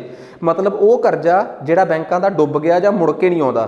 ਤੁਹਾਨੂੰ ਹੈਰਾਨਗੀ ਹੋਊਗੀ ਇੱਕ ਗੱਲ ਹੋਰ, ਅੱਜ ਜਿਸ ਦਿਨ ਮੈਂ ਲੈਕਚਰ ਰਿਕਾਰਡ ਕਰ ਰਿਹਾ ਇਸ ਦਿਨ ਮੈਂ ਦੱਸਦਾ ਇੱਕ ਬੜੀ ਸੋਹਣੀ ਖਬਰ ਆਈ ਆ ਕਿ ਭਾਰਤ ਦੇ ਜਿਹੜੇ NPA ਆ ਨਾ ਉਹ 5% ਤੋਂ ਘਟ ਗਏ ਆ। ਤੇ ਕਿੱਡੀ ਚੰਗੀ ਗੱਲ ਆ। ਤਾਰਾਪੁਰ ਕਮੇਟੀ ਨੇ ਵੀ ਇਹੀ ਗੱਲ ਕਹੀ ਹੈ ਕਿ ਭਾਰਤ ਦੇ ਕਰਜ਼ੇ 5% ਤੋਂ, ਭਾਰਤ ਦੇ ਜਿਹੜੇ ਬੈਡ ਲੋਨ ਆ NPA ਆ ਉਹ 5% ਤੋਂ ਘੱਟ ਹੋਣੇ ਚਾਹੀਦੇ ਆ। ਸਾਡਾ ਵਿੱਤੀ ਘਾਟਾ 3.5% ਤੋਂ ਘੱਟ ਹੋਣਾ ਚਾਹੀਦਾ ਦੇਸ਼ ਦਾ, ਤੇ ਇਹ ਥੋੜਾ ਜਿਹਾ ਹਜੇ ਵੀ ਵੱਧ ਆ। ਤੇ ਸਭ ਤੋਂ ਵੱਡੀ ਗੱਲ ਆ ਮਹਿੰਗਾਈ 3 ਤੋਂ 5% ਦੇ ਵਿੱਚ ਹੋਣੀ ਚਾਹੀਦੀ ਆ, ਇਹ ਥੋੜੀ ਜਿਹੀ ਜ਼ਿਆਦੀ ਆ। ਤੇ ਤੁਹਾਡੀ ਜਾਣਕਾਰੀ ਲਈ ਹੋਰ ਦੱਸਦਾ, ਤਾਰਾਪੁਰ ਕਮੇਟੀ ਨੇ ਇੱਕ ਗੱਲ ਬੜੀ ਸੋਹਣੀ ਕਹੀ ਸੀ ਕਿ ਕੈਪੀਟਲ ਅਕਾਊਂਟ ਕਨਵਰਟੇਬਿਲਟੀ ਪੂਰੀ ਹੋਣੀ ਚਾਹੀਦੀ ਆ। ਠੀਕ ਆ। ਆਹ ਤਾਰਾਪੁਰ ਕਮੇਟੀ ਭਾਰਤ ਦੀ ਇਕਨੋਮਿਕਸ ਦੇ ਇਤਿਹਾਸ 'ਚ ਬਣੀਆਂ ਟੌਪ 10 ਕਮੇਟੀਆਂ 'ਚੋਂ ਇੱਕ ਕਮੇਟੀ ਆ। ਜੇ ਕਦੇ ਤਾਰਾਪੁਰ ਕਮੇਟੀ ਦੀਆਂ ਸਿਫਾਰਸ਼ਾਂ 'ਤੇ ਸਵਾਲ ਆ ਗਿਆ ਨਾ ਤਾਂ ਤੁਸੀਂ ਲੈ ਕੇ ਬਹਿ ਜਾਓਗੇ। ਆਬਜੈਕਟਿਵ ਪੇਪਰਾਂ 'ਚ ਇਹੋ ਜਿਹੀਆਂ ਕਮੇਟੀਆਂ ਬਾਰੇ ਬਹੁਤ ਪੁੱਛਿਆ ਜਾਂਦਾ ਹੈ। ਉਮੀਦ ਕਰਦਾ ਕਿ ਤੁਹਾਨੂੰ ਇੱਕ ਐਡੀਟੋਰੀਅਲ ਦੇ ਰੂਪ ਦੇ ਵਿੱਚ ਬੜਾ ਕੁਝ ਇਹੋ ਜਿਹਾ ਮਿਲਿਆ ਹੋਊਗਾ ਜੋ ਤੁਸੀਂ ਵਾਕਈ ਉਮੀਦ ਕਰਦੇ ਸੀ ਕਿ ਸਾਨੂੰ ਇਕਨੋਮਿਕਸ ਦੇ ਕਿਸੇ ਟੌਪਿਕ 'ਚੋਂ ਮਿਲਣਾ ਚਾਹੀਦਾ ਹੈ। ਇਕਨੋਮਿਕਸ ਦਾ ਇਹ ਉਹ ਚੈਪਟਰ ਸੀਗਾ ਜਿਹਨੂੰ ਅਸੀਂ ਬਹੁਤ ਔਖੇ ਚੈਪਟਰਾਂ 'ਚੋਂ ਚੈਪਟਰ ਮੰਨ ਕੇ ਚੱਲਦੇ ਹਾਂ। ਭਾਰਤ ਦਾ ਇੰਟਰਨੈਸ਼ਨਲਾਈਜੇਸ਼ਨ ਆਫ ਰੂਪੀ, ਗੱਲਾਂ 'ਚ ਬਹੁਤ ਵਧੀਆ ਲੈਕਚਰ ਜਿਹੜਾ ਸੀਗਾ ਉਹ ਨਿਖਰ ਕੇ ਬਾਹਰ ਆਇਆ। ਇੰਨਾ ਹੀ ਜ਼ੋਰ ਦੇ ਕੇ ਪੜ੍ਹਿਓ ਤਾਂ ਕਿ ਤੁਹਾਨੂੰ ਸਮਝ ਵੀ ਬਹੁਤ ਆਵੇ। ਕਹਿੰਦੇ ਭਾਰਤ ਦੇ ਰੁਪਏ ਦਾ ਅੰਤਰਰਾਸ਼ਟਰੀਕਰਨ ਜਿਹੜਾ ਹੈ ਉਹ ਭਾਰਤ ਦੀ ਆਰਥਿਕ ਤੇ ਰਣਨੀਤਿਕ ਜਿਹੜੇ ਇੰਟਰਸਟ ਨੇ, ਭਾਰਤ ਦੇ ਹਿੱਤ ਨੇ, ਉਹਨਾਂ ਨੂੰ ਆਪਣੇ ਖੇਤਰ 'ਚ ਤੇ ਆਪਣੇ ਖੇਤਰ ਤੋਂ ਬਾਹਰ ਪੂਰੇ ਦੇਸ਼ 'ਚ ਕਿਵੇਂ ਪ੍ਰਭਾਵਿਤ ਕਰ ਸਕਦਾ ਹੈ। ਮਤਲਬ ਪੰਜਾਬੀ ਇਹ ਬਣੀ ਕਿ ਭਾਰਤ ਦੇ ਰੁਪਈਏ ਦਾ ਅੰਤਰਰਾਸ਼ਟਰੀ ਕਰਨ ਹੋਣ ਤੋਂ ਬਾਅਦ ਭਾਰਤ ਨੂੰ ਕਿਹੜੇ ਆਰਥਿਕ ਫਾਇਦੇ ਹੋ ਸਕਦੇ ਆ ਤੇ ਕਿਹੜੇ ਰਣਨੀਤਿਕ ਫਾਇਦੇ ਹੋ ਸਕਦੇ। ਮਤਲਬ ਦੁਨੀਆ 'ਚ ਸਾਡੀ ਚੌਧਰ ਕਿਵੇਂ ਬਣੂਗੀ। ਤੇ ਨਾਲ ਹੀ ਇੱਕ ਗੱਲ ਹੋਰ ਆ ਕਿ ਭਾਰਤ ਦੇ ਰੁਪਈਏ ਦੇ ਅੰਤਰਰਾਸ਼ਟਰੀਕਰਨ 'ਚ ਕਿਹੜੀਆਂ ਚੁਣੌਤੀਆਂ ਨੇ। ਇਸ ਪੂਰੇ ਸਵਾਲ ਦੀ ਜਿਹੜੀ ਲਿਮਿਟ ਆ ਉਹ 250 ਵਰਡ ਰੱਖੀ ਗਈ ਆ। ਉਮੀਦ ਕਰਦਾ ਕਿ ਤੁਸੀਂ ਬੜੇ ਵਧੀਆ ਤਰੀਕੇ ਨਾਲ ਇਸ ਸਵਾਲ ਦਾ ਜਵਾਬ ਜਿਹੜਾ ਦਿਓਗੇ। ਤੇ ਮੈਂ ਤੁਹਾਡੀ ਜਾਣਕਾਰੀ ਲਈ ਇੱਕ ਗੱਲ ਦੱਸਦਾ, ਠੀਕ ਆ। ਮਾਸਟਰ ਕਲਾਸਿਸ ਪਟਿਆਲਾ ਦੀ ਐਪ 'ਤੇ ਇਹ ਕੋਰਸ ਰਿਫਲੈਕਟ ਹੋਣ ਲੱਗ ਪਿਆ ਹੈ। ਜੇ ਤੁਸੀਂ ਐਪ ਡਾਊਨਲੋਡ ਕਰਦੇ ਹੋ ਨਾ ਤਾਂ ਉੱਪਰ ਲਿਖਿਆ ਹੁੰਦਾ ISPCS ਇਨ ਇੰਗਲਿਸ਼ ਮੀਡੀਅਮ ਜਾਂ ਪੰਜਾਬੀ ਮੀਡੀਅਮ। ਉਸ ਟੈਬ 'ਚ ਜਾ ਕੇ ਤੁਸੀਂ ਇਹਨੂੰ ਇੰਸਟਾਲਮੈਂਟਸ 'ਚ ਵੀ ਇਨਰੋਲ ਕਰ ਸਕਦੇ ਹੋ। ਪਰ ਇਨਰੋਲ ਕਰਨ ਤੋਂ ਪਹਿਲਾਂ ਤੁਸੀਂ ਸਾਡੀ ਟੀਮ ਨਾਲ ਪ੍ਰੋਪਰ ਗੱਲ ਕਰਿਓ। ਉਸ ਤੋਂ ਬਾਅਦ ਉਹ ਮੇਰੇ ਨਾਲ ਵੀ ਗੱਲ ਕਰਾਉਣਗੇ। ਤੁਸੀਂ ਸਾਨੂੰ ਇੱਥੇ ਸਲਾਰੀਆ ਵਿਹਾਰ ਮਾਰਕੀਟ ਆ ਕੇ ਮਿਲ ਵੀ ਸਕਦੇ ਹੋ ਪਟਿਆਲੇ। ਸੋ ਸਾਡਾ ਕੰਸੈਪਟ ਵੀ ਬਾਈਲਿੰਗੁਅਲ ਆ। ਤੇ ਯਾਦ ਰੱਖਿਓ ਸਾਡੇ PCS ਦੀ ਤਿਆਰੀ ਕਰਾਉਣ ਦਾ ਮਤਲਬ ਆ PPSC ਦੇ ਵਧੀਆ ਕੁਆਲਿਟੀ ਦੇ ਸਾਰੇ ਪੇਪਰਾਂ ਦੀ ਵਿੱਚ ਤਿਆਰੀ ਦੀ ਸ਼ੋਰਟੀ। ਇਸ ਤੋਂ ਬਿਨਾਂ ਜਿਹੜੇ ਸਟੂਡੈਂਟ ਸਾਡੇ ਕੋਲ ਨੋਰਮਲ ਐਗਜ਼ਾਮਸ ਵਾਸਤੇ ਜੁੜਨਾ ਚਾਹੁੰਦੇ ਆ, ਪੰਜਾਬ ਜੌਬਸ, ਇਹ ਵੀ ਸਾਡਾ 15 ਜੁਲਾਈ ਤੋਂ ਮਾਰਨਿੰਗ ਬੈਚ ਸ਼ੁਰੂ ਹੋ ਰਿਹਾ ਹੈ। ਠੀਕ ਆ। ਇਹਦੇ 'ਚ ਅਸੀਂ ਸਾਰੇ ਸਬਜੈਕਟ ਕਵਰ ਕਰਾਂਗੇ ਤੇ ਸੇਮ ਤੁਸੀਂ ਇਹਨਾਂ ਨੰਬਰਾਂ 'ਤੇ ਕੰਟੈਕਟ ਕਰੋ ਤੇ ਸਾਨੂੰ ਆ ਕੇ ਅਪਰੋਚ ਕਰੋ। ਉਮੀਦ ਕਰਦਾ ਕਿ ਤੁਹਾਨੂੰ ਇਹ ਲੈਕਚਰ ਸਮਝ ਆਇਆ ਹੋਊਗਾ। ਅੱਜ ਵਾਸਤੇ ਇੰਨਾ ਹੀ ਬਹੁਤ ਆ। ਧੰਨਵਾਦ।